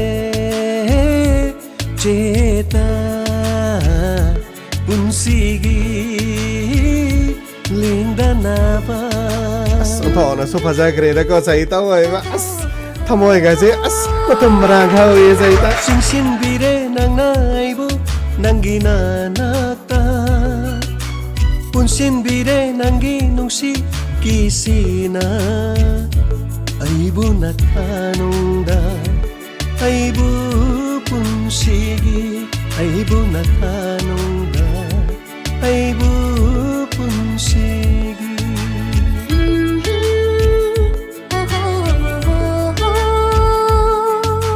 singsinbire nangnaibu nangina nakta punsinbire nangi nungsi kisina mayam ko ba ko je as yare as krino sir atok phaja bai sai do ban ha ne ge dom tungchan ne tham ba se bu krino sir thamoi ga chalo na ma hi se le de sir gamai ai sho hi bana te mi amane na thamoi da phorok bu aina sum sak pu gi wani mayam angst dei banam da na khongoi na rin as krai de gi khongoi na bana da se as isai se ta ba krino hanu bi so lo na pakhang on ga ni da sa mayam chomdra ne mayam chom mi chom de khobam to khur ke ta piu ne ta ai rai dra sa ye wa se sir madam ta padam ta biu chom ne te yam na phajai ꯊꯃꯣꯏꯗꯒꯤ ꯊꯣꯔꯛꯄ ꯅꯨꯡꯁꯤꯕ ꯋꯥꯍꯩꯅ ꯏꯁꯩꯒꯤ ꯁꯨꯔꯗ ꯑꯣꯟꯊꯣꯛꯑꯒ ꯏꯁꯩ ꯑꯣꯏꯅ ꯁꯛꯂꯛꯄꯁꯤꯗꯤ ꯀꯔꯤ ꯍꯪꯒꯅꯤ ꯌꯥꯝꯅ ꯐꯖꯩ ꯑꯇꯩ ꯌꯥꯔꯦꯁꯦ ꯇꯣꯛꯑꯁꯤꯁꯦ ꯃꯌꯥꯝ ꯃꯈꯥꯁꯦ ꯆꯥꯛ ꯏꯁꯤꯡꯒꯤꯗꯤ ꯂꯣꯏꯅ ꯂꯣꯏꯔꯕꯅꯤ ꯑꯗꯣ ꯊꯥꯕꯜ ꯉꯥꯏꯍꯥꯛ ꯆꯣꯡꯈꯤꯗ꯭ꯔꯥ ꯑꯗꯨꯒ ꯆꯥꯛꯆꯥ ꯇꯣꯛꯑꯒ ꯊꯥꯕꯜ ꯆꯣꯡꯕꯗꯤ ꯅꯨꯡꯉꯥꯏꯗꯧ ꯃꯥꯟꯗꯦꯅꯦ ꯑꯁ ꯀꯔꯤꯅꯣꯗ ꯁꯥꯔ ꯊꯥꯕꯜꯗꯣ ꯉꯥꯏꯍꯥꯛꯇꯪ ꯍꯥꯟꯅ ꯆꯣꯡꯖꯍꯧꯔꯒꯦ ꯁꯥꯔ ꯀꯔꯤꯅꯣ ꯄꯥꯈꯪ ꯂꯩꯁꯥꯕꯤ ꯈꯔꯁꯨ ꯌꯥꯎꯕꯅꯤꯅ ꯃꯈꯣꯏꯒꯤ ꯑꯗꯨꯝ ꯕꯤꯠꯇꯀꯣ ꯁꯥꯔ ꯌꯥꯏꯀꯣ ꯁꯥꯔ ꯐꯔꯦ ꯐꯔꯦ ꯑꯗꯨꯗꯤ ꯑꯩ ꯅꯈꯣꯏꯒꯤ ꯆꯥꯅ ꯊꯛꯅꯕ ꯃꯌꯥꯝꯁꯤ ꯑꯩ ꯑꯝꯇ ꯌꯦꯡꯁꯟꯅꯕ ꯇꯧꯔꯛꯈꯤꯒꯦ ꯆꯣꯡꯒꯗꯕ ꯀꯅꯥ ꯀꯅꯥꯅꯣ ꯀꯦꯔꯥꯎꯀꯤ ꯊꯥꯔꯒ ꯆꯣꯡꯉꯣꯗꯅ ꯁꯥꯔꯗꯤ ꯆꯣꯡꯉꯔꯣꯏꯗꯧꯕꯅꯤꯅ ꯑꯗꯨꯕꯨ ꯑꯩꯈꯣꯏ ꯑꯗꯨꯝ ꯃꯇꯦꯛ ꯑꯃꯇꯪ ꯆꯣꯡꯍꯧꯔꯒꯦ ꯃꯌꯥꯝ ꯃꯊꯪꯒꯤ ꯔꯥꯎꯟ ꯊꯥꯕꯜ ꯆꯣꯡꯒꯗꯕ ꯂꯥꯛꯄꯤꯔꯣ ꯂꯥꯛꯈ꯭ꯔꯣ ꯍꯧꯔꯁꯦ ꯑꯩ ꯀꯔꯤꯅꯣ ꯄꯩꯁꯥ ꯂꯥꯛꯈ꯭ꯔꯣ ꯆꯣꯡꯕ ꯍꯧꯔꯁꯤ ꯂꯥꯛꯑꯣ ꯀꯔꯤꯅꯣ ꯏꯇꯣ ꯅꯈꯣꯏꯁꯨ ꯂꯥꯛꯈ꯭ꯔꯣ ꯀꯔꯤꯅꯣ ꯑꯁ ꯀꯩꯗꯧꯔꯒꯦ ꯁꯟꯇꯣꯁ ꯅꯈꯣꯏ ꯄꯥꯈꯥ ꯃꯥꯗꯦ ꯂꯥꯛꯑꯣ ꯀꯩꯗꯧꯔꯒꯦ ꯏꯆꯦ ꯊꯔꯣ ꯀꯔꯤꯅꯣ ꯑꯁ ꯅ꯭ꯌꯨꯇꯣꯝꯕꯤ ꯂꯥꯛꯈ꯭ꯔꯣꯅꯦ ꯏꯇꯣ ꯌꯥꯅꯤ ꯂꯥꯛꯑꯣꯅꯦ ꯆꯣꯡꯁꯤ ꯂꯥꯛꯑꯣꯅꯦ ꯑꯁ ꯀꯔꯤꯅꯣꯅꯦ ꯗ꯭ꯔꯣꯕ ꯅꯈꯣꯏꯁꯨ ꯂꯥꯛꯈ꯭ꯔꯣꯅꯦ ꯆꯣꯡꯈ꯭ꯔꯣ ꯂꯥꯛꯑꯣꯅꯦ ꯑꯩꯈꯣꯏ ꯆꯣꯡꯕ ꯍꯧꯔꯕꯅꯤ ꯂꯥꯛꯑꯣꯅꯦ ꯂꯥꯛꯆꯔꯒꯦ ꯆꯟꯗꯣꯕꯤ 이바이수 야우리 마티에 마땅 송호르신 아스 이포나 싸크레다코 산 똥비기 야붕가 쫑이더래 눈치 똥이 여름라버디 아스 이또는 누가이게도 그리고 오빠이 레이테 쫙나 강마 따바네 너희는 쫑무도 아이 야우라 아이 나간지는 까오게고 하이 하이 타타타 하이 타타타 하이 타타타 하이 타타타 스크린온에 막 이도지네 떠가지고 타번 좋은 게 레이더가 하이 타타타 하이 타타타 스크린온에 많은 떠가지고 스크린온에 또 타번도 좀 정말 야죠 아스 그왜 누피 야우드나 타번 정말 진짜이다 시디 누피 야우 강국이 돼 아이코이기 돼 오라 아스 스크린온 거지 누피 야우드리 돼 스크린온 아좀 빠르게 좀 정민아 시세 그래 세 정시세 하이 하이 하이 하이 하이 하이 하이 하이 하이 하이 하이 Hey, hey.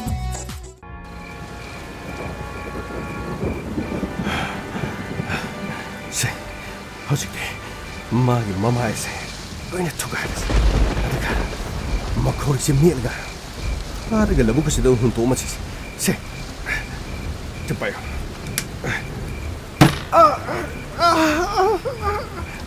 통찰로네 까까나 통찰로네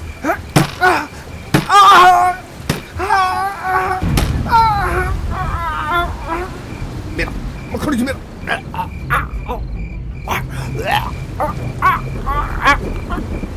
mejor mira. Mà không được phong này.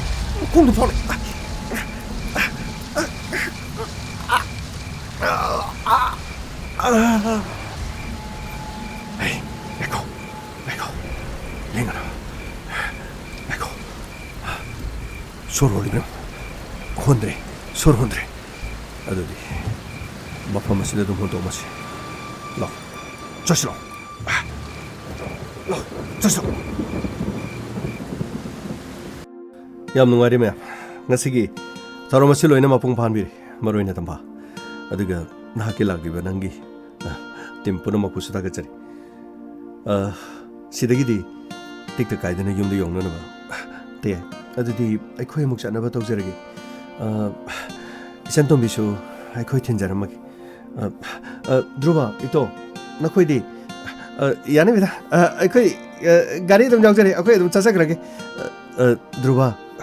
남부까지 하는 게 매டம் 아이코이 가리에 좀 정전이버니네 좀 짜자 그러게 야니 파리네 두디 나코이 주짤로니 서 아두디 아이코이 목 짜짜로키기 파리 이또 들어봐 파전에 겨울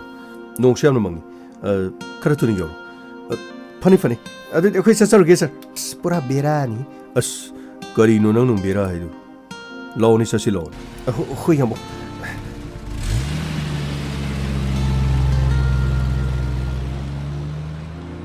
파레도 뒤담바 너코이 미암 앙악사테 도미노 서 나시기 자연상시부 sir Yamuna हो जगह सर सरदा सरिता सर यमना हो सर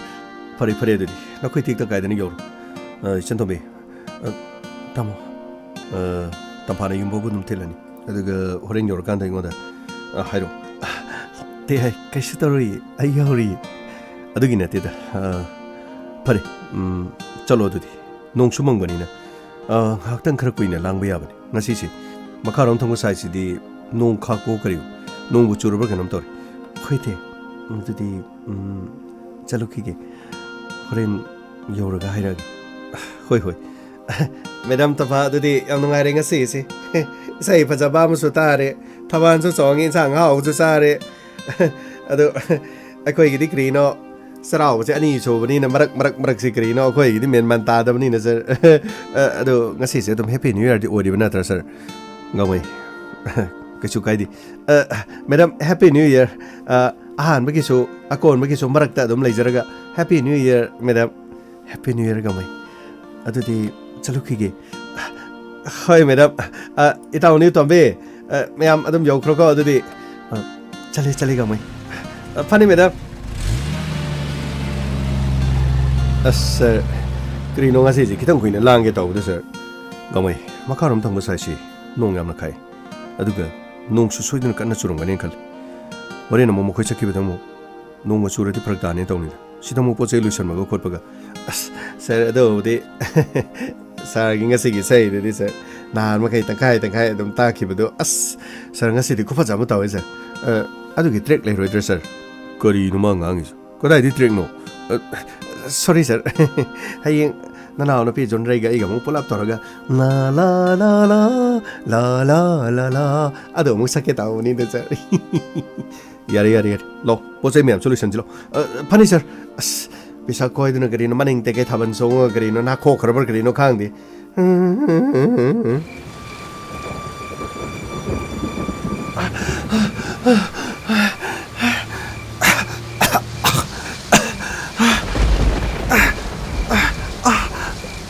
ꯃꯥꯏꯁꯤ ꯀꯩ ꯐꯠꯇꯕꯁꯤꯡ ꯑꯗꯨꯅ ꯃꯥꯏꯗ ꯅꯨꯡꯅ ꯁꯨꯖꯟꯕꯤꯔꯕ ꯃꯥꯜꯂꯦ 이마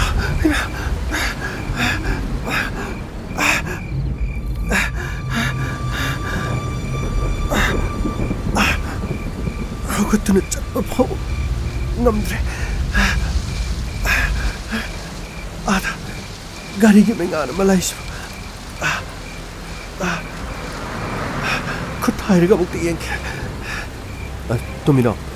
그이노 아데도 그 타이르시야 매담 누말레 컴 엄터 컴 장선 엄터 컴 매담 농디엄을 수 농주 블라이리니 미마 누피 말리니 매담 통절 정절 컴 가리도 컴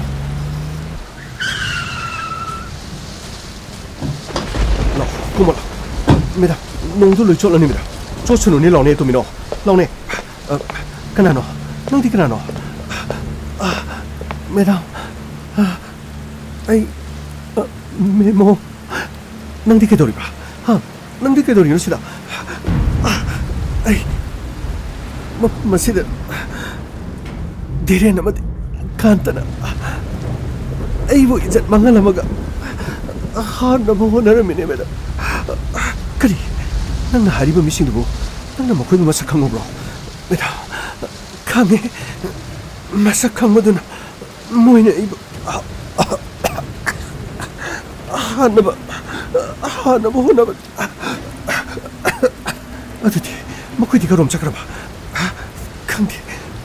먹고이는 이제 빵 할라봐 맞던가 아이고 푸바 카우리 맷바 보디 강해 어디디 아이 뭐 판마시다 아우시 각도 겐 따라 어디디 난 뭐 판마시다 먹고 있는 시리아 해는 혼도 꼬롱은 에이 따브라 사리다 매담 가리 디오보 애기 비디보 호이 매담 로 카르투로 로세 가이드 보고서 로 도미롱시 빠이세 호이 매담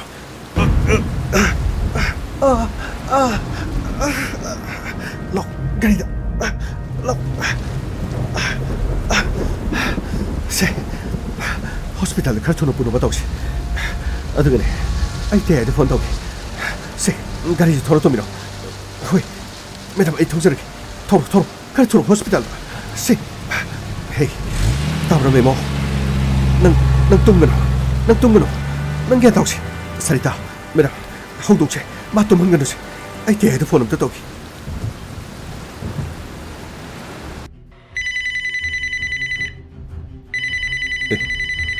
तंफाजी योरो माले तंफा योरो ब्रो ते आई योद्री हा कइनो कइदोरगे नंग पाखली दु करिगिनो ते हॉस्पिटल अमता तुननो लंबीदा नुपी मसामा दिरेन अमदे कांत कोबमना रेप छथबिरगा हानब खोनरम जाने अदु सिरेनो तो मदगी मादे सिदि सिउद्रे अइना इचन तुमबि थिलोरगा लकदा लंबीदा मखुद हारकदगी माकु कलग हॉस्पिटल पुरिबनि हा करिनो ने हाइसबो गमाई सर गाड़ी थौदरो सर करिनो होजे पोक्राइदे गाड़ी थौगदमनो सर लंबीदा नुपी मा रेप छथरमगा सिरे हैन हुंतो मेहरी नखोई मेदम तम फाना खोले हरी हॉस्पिटल पुखरे लाओ गाड़ी थौदरो अखोई थिंग थौदरो फगनी sir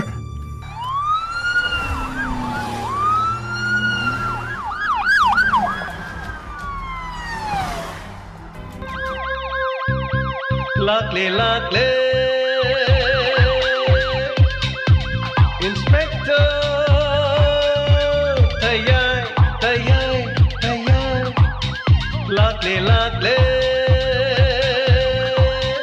Lakle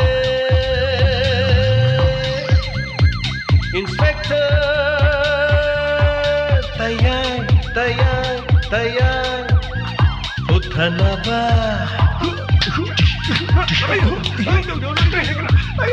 Kanbinaba. Thank you, sir. Welcome. Uthanaba. Kanbinaba. Inspector. Tayai.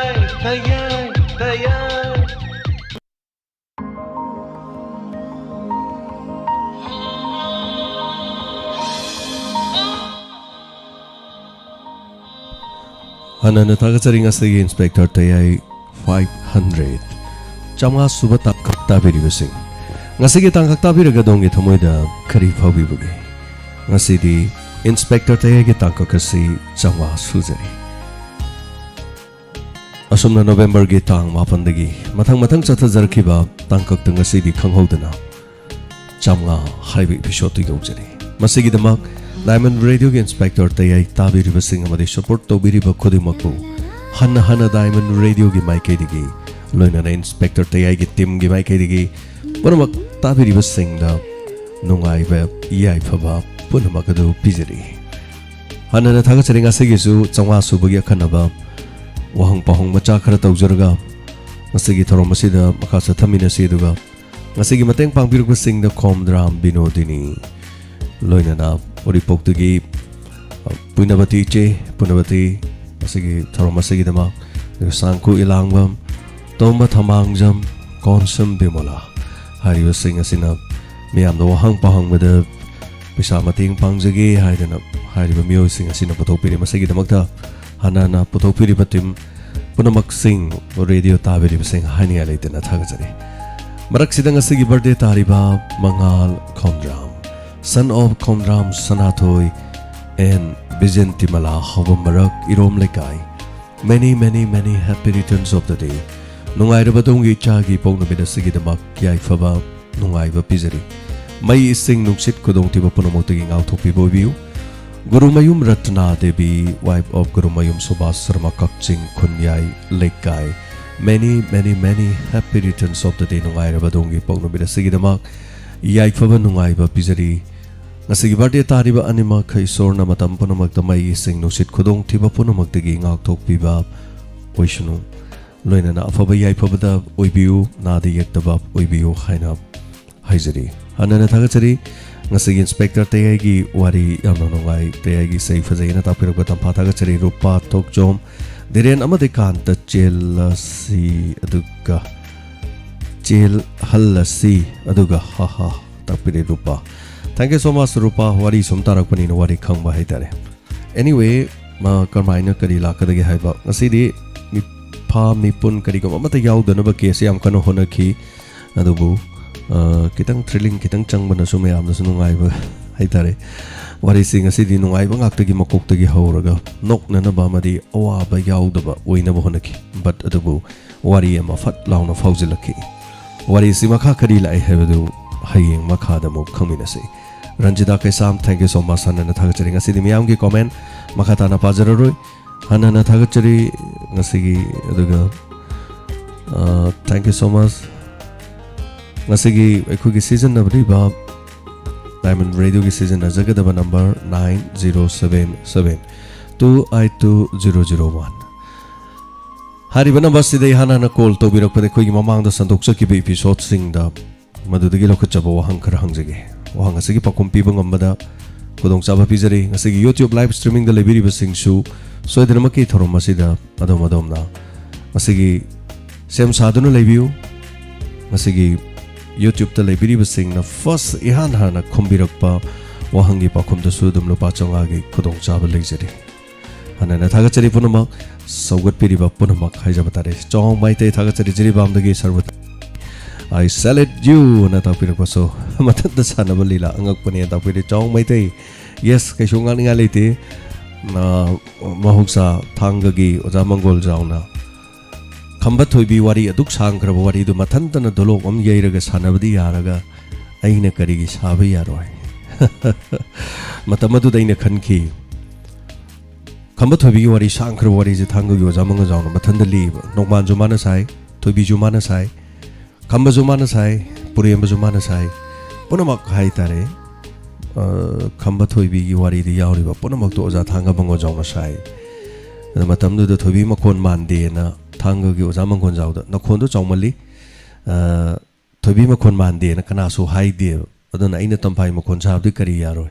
Adana so thank you so much. So I did them Loisala Ziduga Nasigi, what is the Quiggy Kanota Laxerage. Equigi number se hangduk chadri call yamna toksan biraba ojik se mayam se call mari toksan biri so hanana thagachari punama ngasigi equigi number 9077 282001 nahanuki equigi chamri yankai su matam da di hanagi sing kar lepiu haidana equina lefan ki adu handaki 500 sidadi Kana gumba amata leparoi haibadi punamak equigi number asida call to biduna thorom si saruga baya bagi kodong chabadu thamjari ahan badadi yamna toina call phangba aduga thorom si da pakhum chumna khumba mi oi khar khaktana 300 ta su khumi 350 ta su khumi 400 ta su khumi aduna 450 ta di khumdana baina hona jakibani adubo handaki 500 sida di punamak loina ma hajari Mioi amana kariguma wahang ani chumna khumbangam taragadi lupa chonga pithokjare aduna ngasigi laibak yaminasi ekhogi number hangdokjare number sida call tobiyo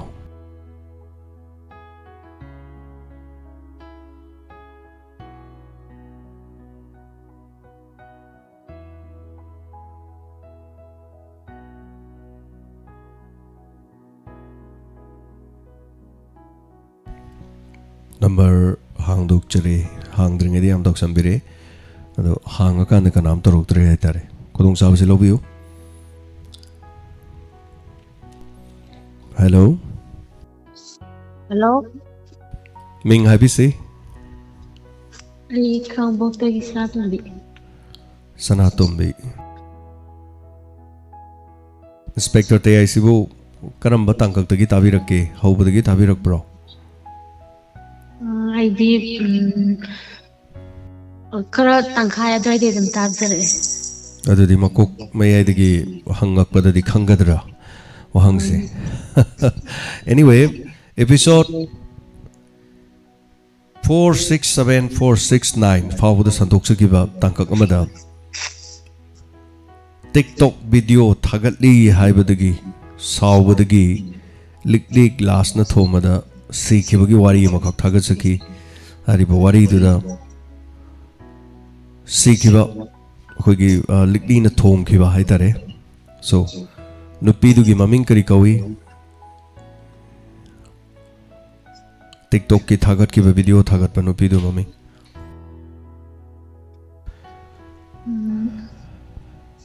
Kaure sir. Thank you so much Sanatomi. Ai adum khalabani maramdi makok ti ta de harak padu ko. Kradum khangdauba sei kitang chance ne ma man gram ne hai tare. Anyway, mathangi caller madam khangnan hona si aduga wang cham cham ba ni episode um de ani dum phat angjal ke matam log do bi only 500 rupees katani yamna yamna te aduga khudong chaw si lobiu. Hello. Hello. Hello. Ming hai bisi. Pick up the Manao. Manao hojik hangjaki bo hang dugi pakong khangbi bro. What's from the sea of TikTok thagat pagi. TikTok ki video thagat pagi 467469 hai tare aduda. Rita. Rita. Yes. Rita chume. Aduga madugi serial da hai tare. Serial du de yauba. Atopada I hangjaroi. Serial du de yauba. Nupado gi mappa gi maming kari kaubage. Dino.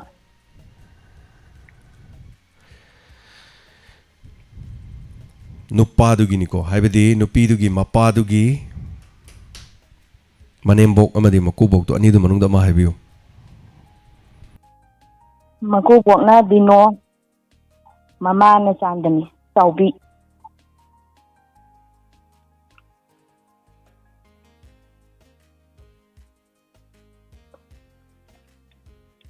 aduna mama mapa magi asengma mama mapa gi maming tare dana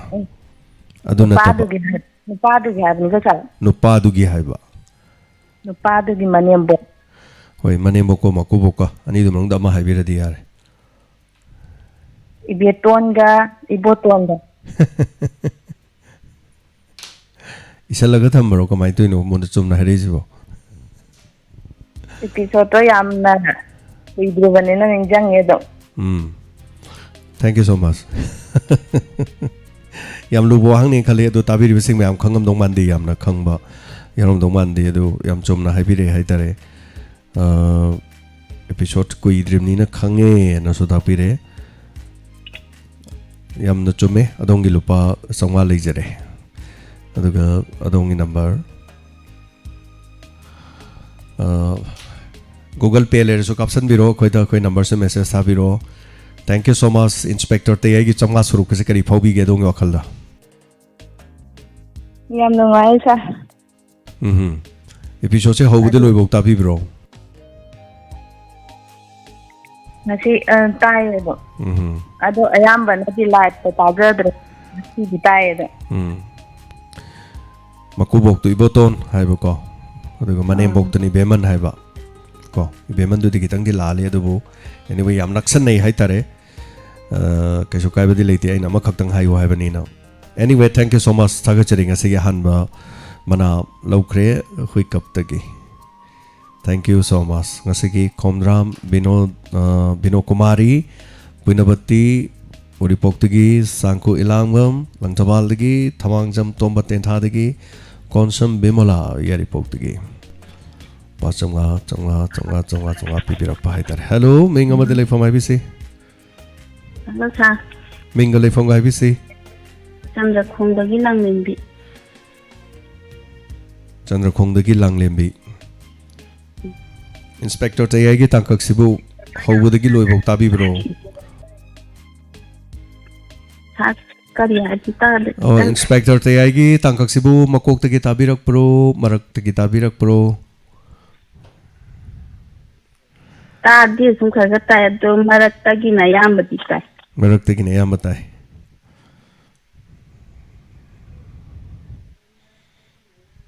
okay yam nungajare episode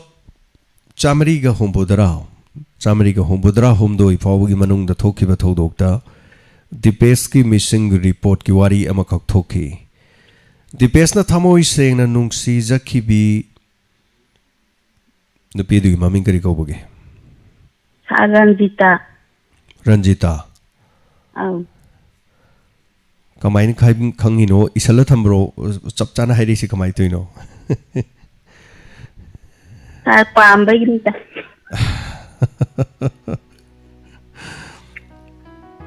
ꯊꯥꯒꯠꯆꯔꯤ ꯑꯃꯗꯤ ꯆꯨꯝꯃꯦ ꯑꯃꯗꯤ ꯋꯥꯠꯂꯤ ꯑꯃꯇꯪꯒ ꯆꯨꯝꯅ ꯈꯨꯝꯕꯤꯔꯣ ꯑꯗꯨꯒ ꯃꯌꯥꯝ ꯁꯨꯝ interest ꯍꯥꯏꯇꯥꯔꯦ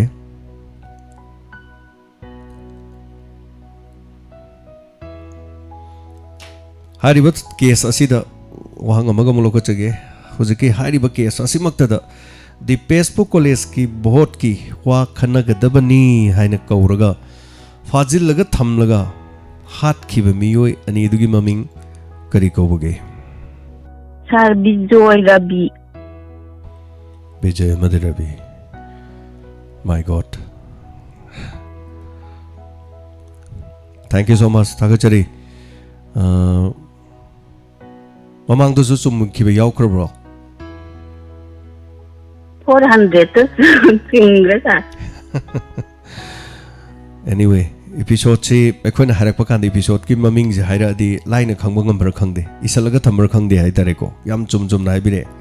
I'm Nungajare, Thagachari, Adongisu, Google Pay or account Kausan Biro, Lupachanga Pizarake. So thank you so much, Inspector TAYAI, Samas Rupazikari Pobige. thinking I'll come in the phone Okay, thank you so much. I'm Nungajare, Mio Anisung Ringasig.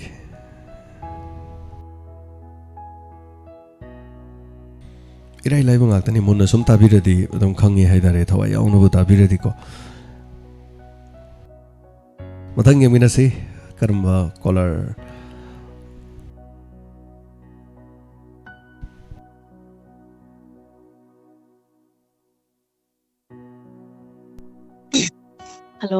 hello James. Da James na hairam ni na Ming am ta IBC. Koi ma radio ta le ima ga ne tumine ba. Okay. Speak the TAYAI je. Jam tai ko ina khang ba ku salang di ba ba ta je pe hang loi tho kre ba. Loi hang ga loi ina khang ba nge na thum gen ta phone tau kan da tem ta na ko the phone phang dam ni na. Adu hauji. Ta je number ji chu ja la rai ne ko. Number ji sati hin ta koi ma na ga da je sei number ga ji fa pu le ni ahalaman singna hoi ahalaman singna ai ni gi he ne speak the TAYAI ja koi ma ne tang nine ta e ba adu ba ni gi na ma lo in wari khang ba do adu bo aina hojik si hangakadar wahang si koi ma ne khang imana khumangam gadro koi ma no ko lai Okay, imana khumbangam reyang siko. Ai wo hang dong jarake. Yam kui gidriba episode ni.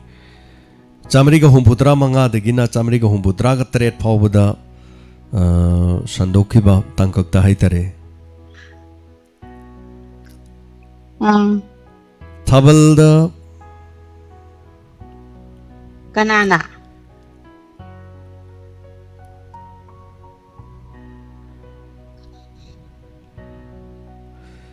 Dozens kanana hai bana Thabalda Bobby bu akhoi Thabalda Bobby tana dana pai haibagi haitare. Bobby bu Dolly nuksinaba Kennedy nomaina kapagi wari haitare. Madugi wari duda Bobby gi mamanaba ahumgi mamingdo kari kauboge. Tari manung da ni sana music ka aura Thank you. adu ni kanun na Yamna koi driba episode ni Thabalgi yauksang manung da sandoki batang ka haitare. So ayo idi ka na phone number ni ti tari ni hai ta Thagachari imagi ming dom tang khangalam si lambodi wangbal dagi wangbal gi bina thank you so much Thagachari ma thank you wangbal dagi bina so Hello. Hello. Minga leifong ga bisi. Lakshmi jum naam tha. Kadi lamdagi. Sarangpatagi. Amuka bisi lam Charangpat. Sarangpatagi. Lakshmi naam. Oh, Charangpatagi. So thank you so much. Episode samriga humdra manga humdra treta santok sakiba haijabatare. Bobby bu doligi nungsinaba Kennedy nongmaina kapagi wari duda Bobby gi mamanaba ohum dugi maming kari kauboge. John, Max and Prem. Prem chumme. John and Max. John and Max haba. Wari duda di yaw ngak tani mona muktang tabiu ko chumdi chumdore. Chumdi chumdore nongmaina kapagi wari duda Bobby gi mamanaba ohum adugi maming kari kauboge haiba. Bobby gi mamanaba ohum adugi maming kari kauboge. Haibiriduna somna Kennedy gi mamanabani haibiriduna. Bobby gi mamanaba ohum dugi maming kari kauboge.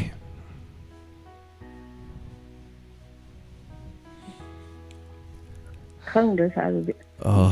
Max ka du khang. Yes, adom na ma haibirido chumdi am chumaga aina hangdaba wahangni adudadi yaudi yawba mi mamingni haitare. Ningsim gidrabo kaimbo ningsingdre. Hoi amna thawai yauna saruk yabirakpa adugadi am nungaijai ado hangibo sigidi khumbiraktre. Anyway, thank you so much. Nana thagachari saruk yabiribadugi paisa nungsagi wanatana haitare the game amani haitare. So icham chamagri game amani koigi thorom sida. Hello. Hello sir. Minglei from IBC. Ai demola ka thing khna dai. Thagachari hauji hangjaki ba wahang dugi pakum pi bangam bibro.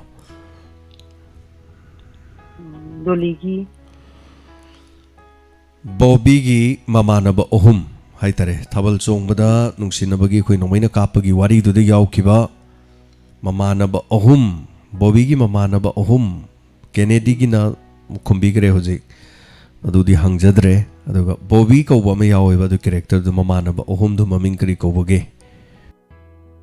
Adu Prem. Jet. Rishikan.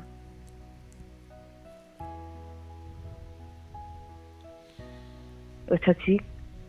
Dulu. Pichak hai ba cha.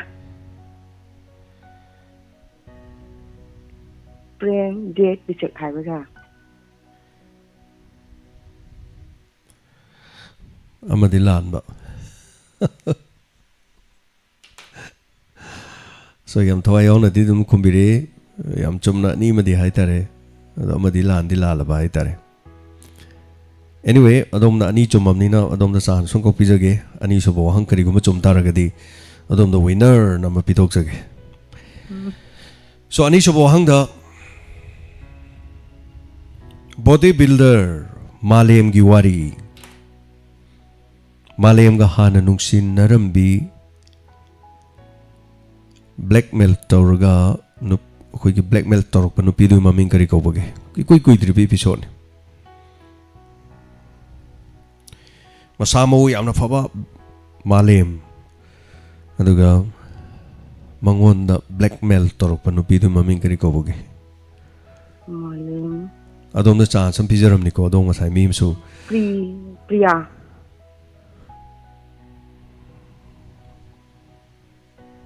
Priya nate Priya di nungsin na bane blackmail to ba hai bane mangonda nam thak torok manu pi do hai yam chumaning dana to bane adu madam very sorry Basanti. natte adu su natte so mayam puna YouTube ta library basing da hangjari pakum ihana nan pibira pudi YouTube ta khodong chau pisage nupi dugi maming blackmail torok manu pi du maming kari ko bage. Hello, sir. Pabi kisi phone da to birokpa. Yes. Dhiren Khundong Bam. chume Dhiren Khondongbam gi phone number do aduna akhoi da pibiro yam chumna habire Dhiren Joker su chumna habire aduga nanau Khetri su chumna habire akoi jam Sanatomi su chumna habire aduga ibe atokpam YouTube ta haibiro haibani kakpirakano akhoi keno sing moderator sing na kakpiraido kakpirakano doli kakpirakano adom na kaido yam la le kakpirakano aina YouTube ta haibiro on haigrabani aduna kakpe yadre hairo hairadi chumme haitare so please kakpigano Dhiren Khondongbam adongi Dhiren Khondongbam adongi account pibiro so khangdrakanda YouTube ta fatna lakpani adugi yam thuna khume yam nungaije YouTube ke kangu sing thank you so much ili kawi bodybuilder masa yam phabanu pa magi mongonda blackmail toropadu ili kawi chume yana na khumbirak pase Dhiren Khondongbam yes hello hello mingle from IBC Chandrakhongdagi Rosita Rosita thagachare episode amadagi wari ma lokacharake press reporter Linthoi phakibagi wari reporter nupi ma phakibagi wari Linthoi ga nungsinaba nupa adugi maming kari kaubuge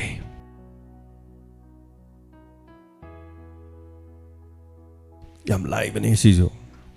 aduga hojikti YouTube ta khumbirak pa yade ko sida khumakpadane bataina kakpi doisina Chingkhai yes Chingkhai iraga thambi bro ngak tang koi thi bro kamai to no thamden jangba Chingkhai na haire yes Chingkhai chume reporter nupi duga nungsina bi Linthoi phakar kan ko chen ba yam wa hobado adu promola ai wahang hangdri adani hojiki do Chingkhai haibani da so thagachari hana aduga wahang amata ga dugi tangkak tu digi hangjage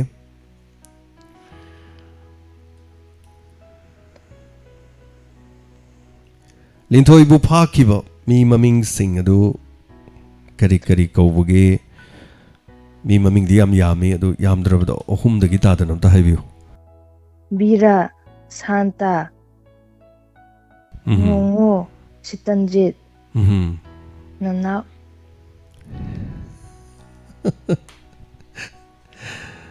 yam chumna haibire thank you so much adongi so GP haitare ko account pibiro lupa changa pizrage aduga hojik kapade ai hojik mak kapangam khidabi hayeng bawdadi dum kapcharake ko thagachari hana yam noi jai thank you sir lupa changa khaktani kaisu yam banate adu inspector TAYAI na changa suruk pasibu kari phawige nungai ba phawe thank you so much thagachari adu inspector TAYAI gi isai me ham jidagi khwai pam isai ma hardi kari sei no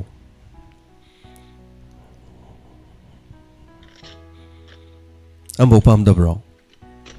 khang aina nungsi jabi do adu mate mangangam ba ya bro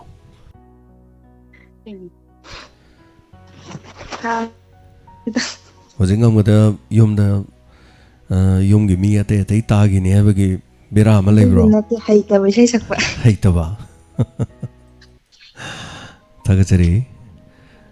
yam nungai jai so thank you so much ama ani ahum mari haitare so mathang jo ma leiri mathangi ama mo yeng minase thagachari thorom chi saru ga birak pasigidama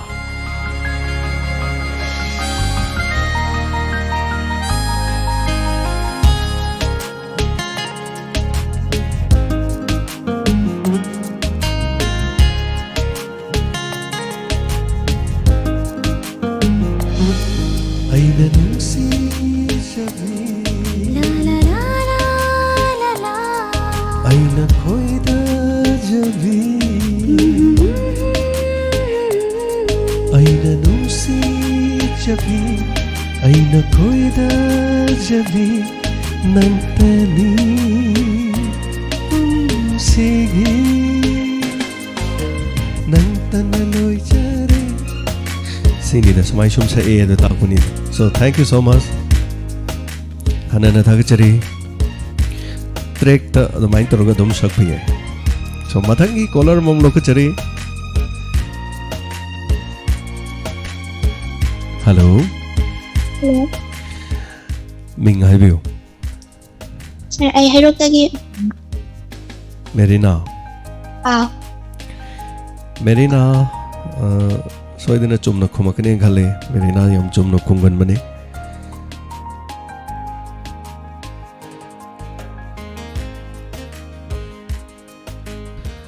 Episode 490 the Ravi Tania nungsinaduna launaraga Tania bu makubok manembokna Hospital the chatminaraga chingya the nungna suraga hat kibagi wari Rabi gi mapa mama gi maming kari kaubage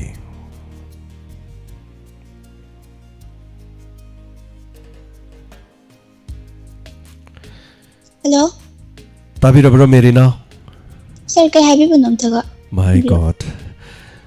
489 490 gi tangkakta Rabi Tania nung sinaduna longnaraba matungda Tania bu makubok manimbok na hospital da chatmina si haiduna chingya da puraga nung na suraga hat kibagi wari duda Rabi gi mama mapa gi maming kari kaubage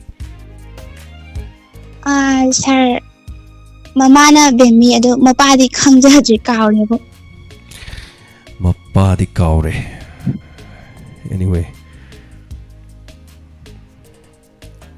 Bemi diam chumna habire mapa gi maming khangomadi kyam nuai ni Mapadi kaawre sir. mapa di kaure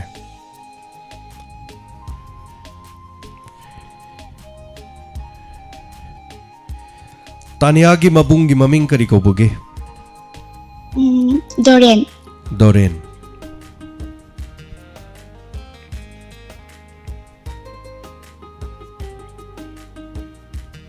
Tania gi mama mapa gi maming di kari kawi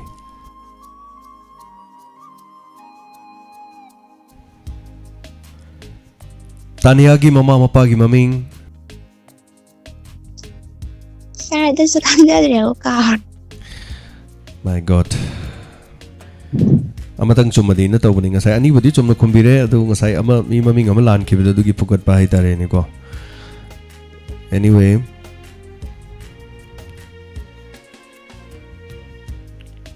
Advocate Simaga haina singnaraga singnaba hai tare maduda sikhibido adugi mi maming kari kawi Sudir. Yes, yamna lubana te quiz gumbana tamni na namdana chuman ba hai tare ni ko adu thagachari Merina thank you so much adum chumena lobiro thank you yam nuai saruga biro pasagi dama aduga Inspector TAYAI gi manung do khadi pambi sei mahardi karma pambi bage Sir, jingsin biye daw ba siya do? Singsin bire na nauram ni na singsin bire da thare ne ado singsin bire do mate ma singam mai habro Hoy sir, matiyam tang mayaya sa gyan niya. keso kaide mate am tang singbiramo yengsi habiyo Aigi may ko na pero naining tamna at kandayan hindi naglagi ng buwan pulagi nung si Christina ay gihanglabat hamoy laykada pulagi na punsigi nidinaba Lazarga sir. Thank you thagachari Merina yam nuai zai hanana thagachari Merina aduga hauzik yamna inau no sei ma hai tare sisu mate mangam mirame thank you so much Merina thamoi ꯂꯩꯀꯣꯜꯗ ꯁꯥꯠꯂꯔꯣꯅ ꯅꯤꯡꯇꯝꯅ ꯑꯀꯟꯕ ꯅꯣꯡꯂꯩ ꯂꯥꯛꯂꯁꯨ ꯉꯥꯛꯂꯒꯦ ꯅꯪꯕꯨ ꯀꯦꯟꯗꯅꯕ ꯄꯨꯜꯂꯒꯦ ꯅꯨꯡꯁꯤꯒꯤꯁꯤꯅ ꯑꯩꯒꯤ ꯍꯥꯡꯂꯕ ꯊꯃꯣꯏ ꯂꯩꯀꯣꯜꯗ ꯄꯨꯜꯂꯒꯦ ꯆꯦꯠꯅ ꯄꯨꯟꯁꯤꯒꯤ ꯂꯦꯡꯗꯅꯕ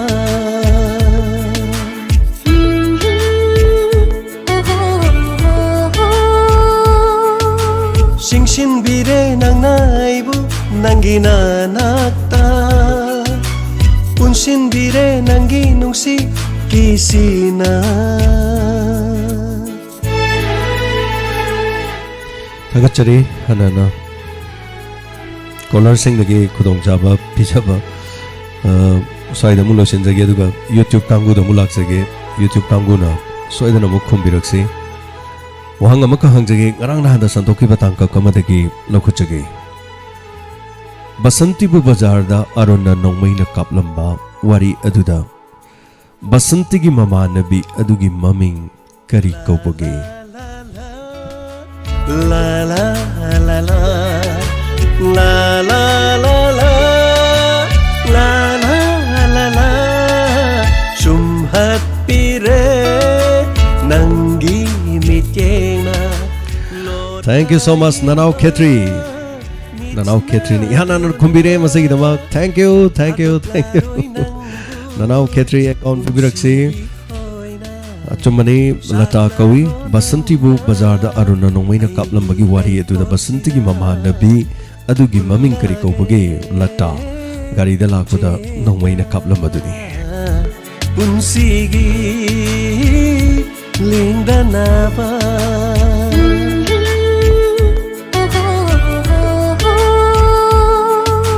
Singshin bire nang naibu nangi nanakta Punsinbire nangi nungsigisina Aibu natanungda Aibu punsigi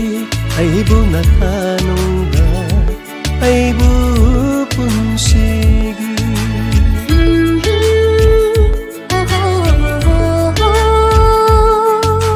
Singsinbire nang naibu nangi nanakta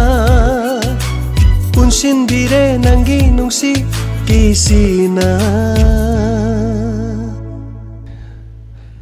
Thank you so much Sanana Thagachari Ngasigi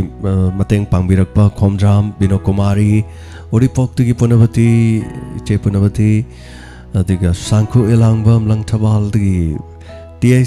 Thamangjam Ojatomba Thank you so much Tentadagi Konsam Bimola Yaripok tigi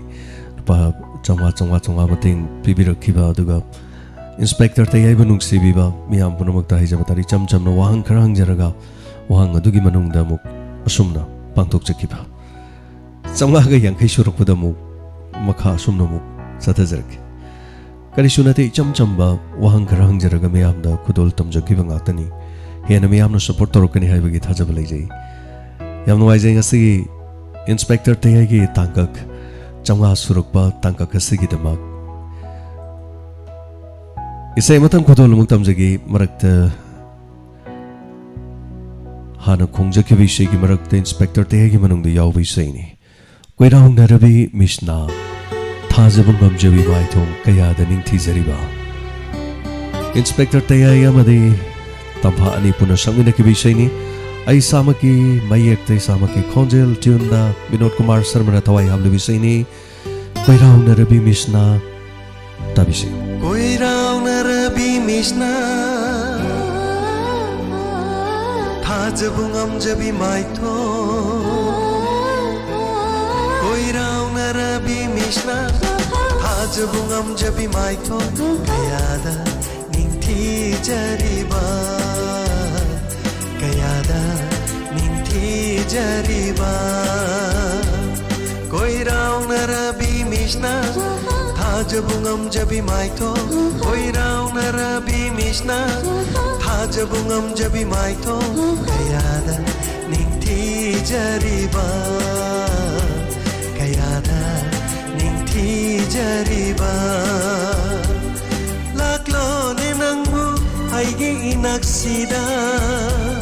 Laklo ne nangmu aigi inaksida Momo noklo Kayada ningti jariba Kayada ningti jariba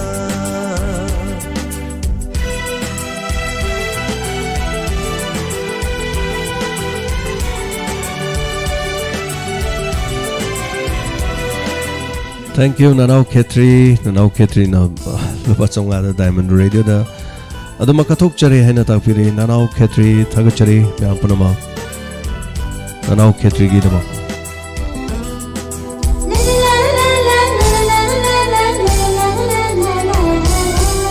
Lairang tambalgum ningthi jabi mai to angang ba lairangum tangang la chimba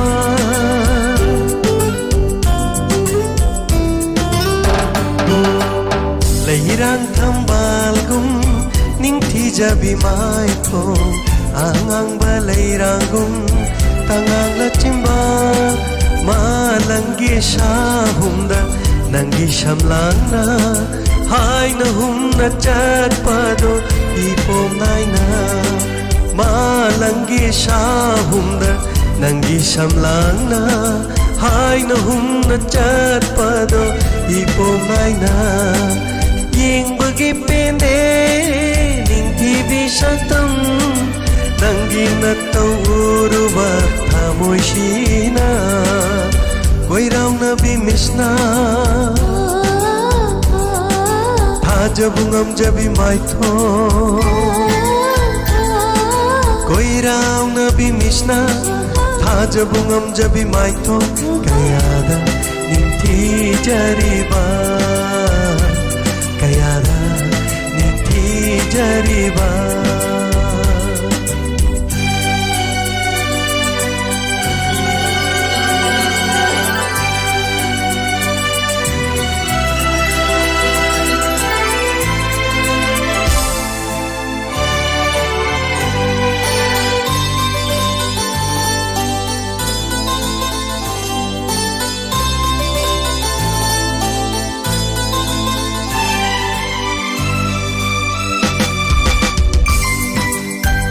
Jabase yabiradi aigi punsi she kathok sagi na phamda punsi chupa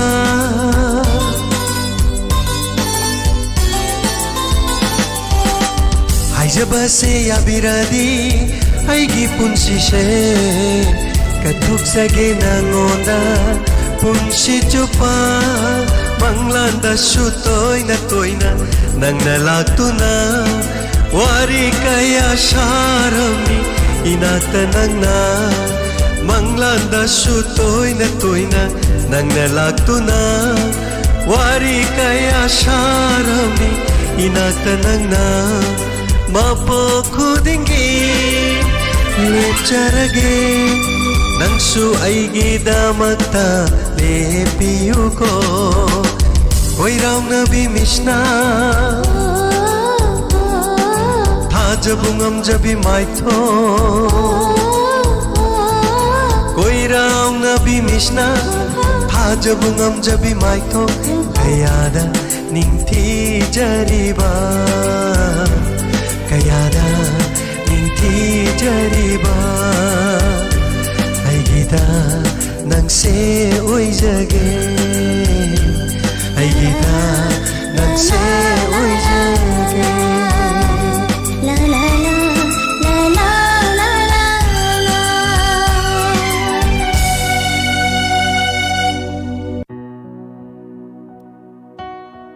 Matum lang len bisu paisa si kathok vire aduga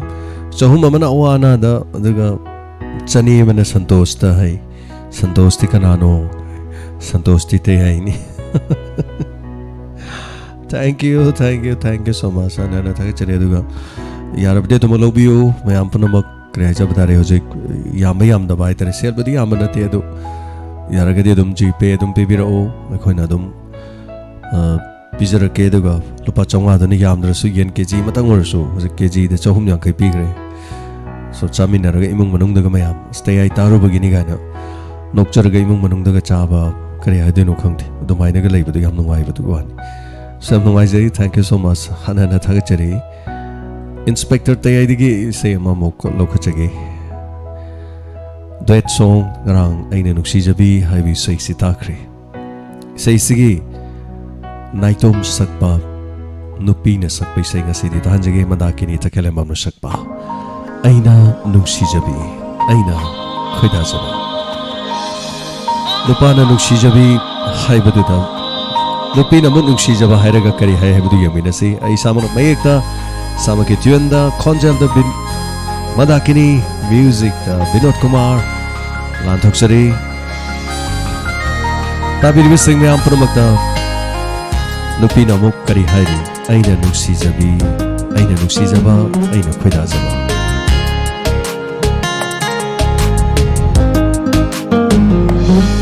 aina nuksijaba La la la la la la aina khoidajaba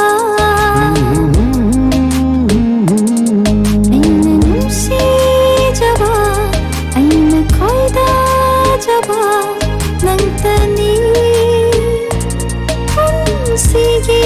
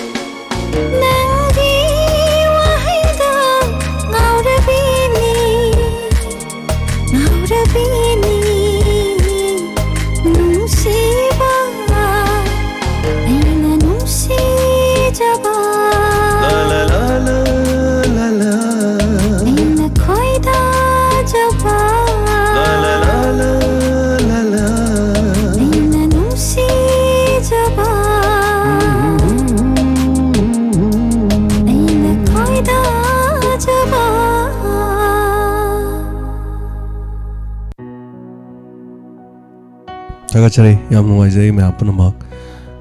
maro ina special matum lang lebi thank you so much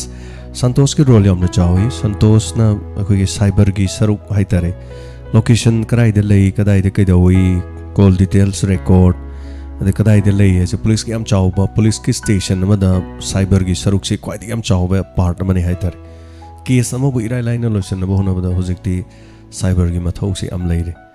aduga tonga be investigation thobagi da su leire topa haitare forensic science yamaroi bane haitare postmortem doctor sing yaudaba yade doctor si police ka amari leina reiba case amada doctor yaudaba yade aduna yes chumani thank you so much aduga sangku ilangbam cherauba lakpasida ibung ipa mayamna yaw paujel pizeri toru khuding na tapire thank you so much sangku ilangbam koigi chingmi haitare ni ko chingmi aduga maitai de yum panba maitai gi purupta haitare sangku ilangbam se aduga police department da su thabak toba aduga ngasi se aidi diamond leitre ayuk tagi haitare ngasi se sumang lila de thorom do pangthong ba khoi lila ma utna ba hona bada sanglen da iboya ma sumang lila sanglen da dum leire haitare numidang thengboda lakpani ado mafam asida khoi leitring ai da lakpirame aduga sida leibiri ba khoi gi staff singi da ma khudai bibirame khudai aduga tay tempot haitare ko tay me am bibirame thank you so much madam sangku ilangbam police department da su leiba then maitai da somug yum palaba chingmi oraga so adugi mathakta mo cherau bagi da mak ekhoi da ngamjaba khudol pibiram adugi da mak so mayam punama madam sangku ilangbam gi da mak emoji na khuba khubi haitare thank you so much ekhoi masel matani ekhoi chin da khakta ekhoi amatani haibadu na taba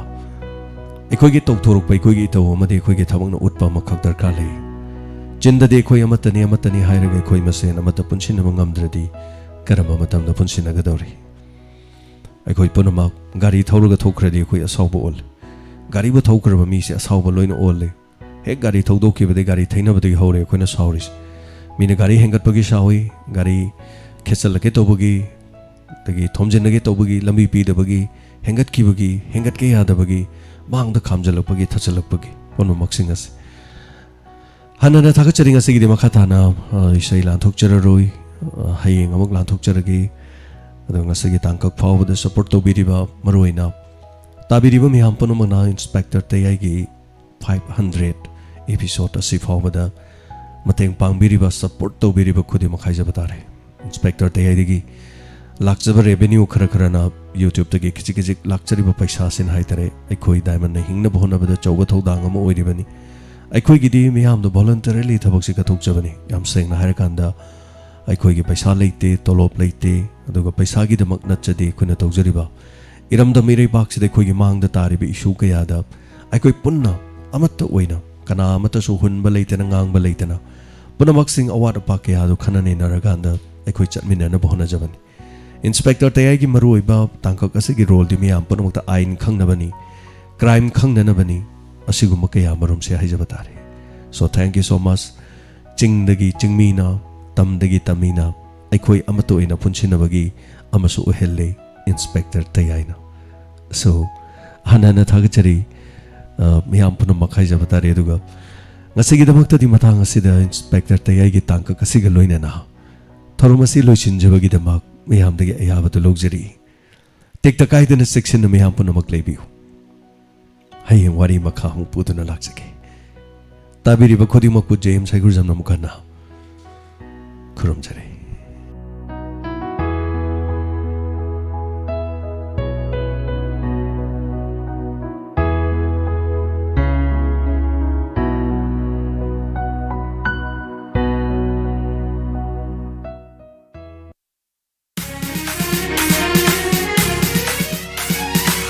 Khasuna sat laba laikoni kanuk kaya ke itin famni cheta balai trava changi thawai ni Diamond FM radio oh Diamond FM radio 91.2 Diamond Radio Channel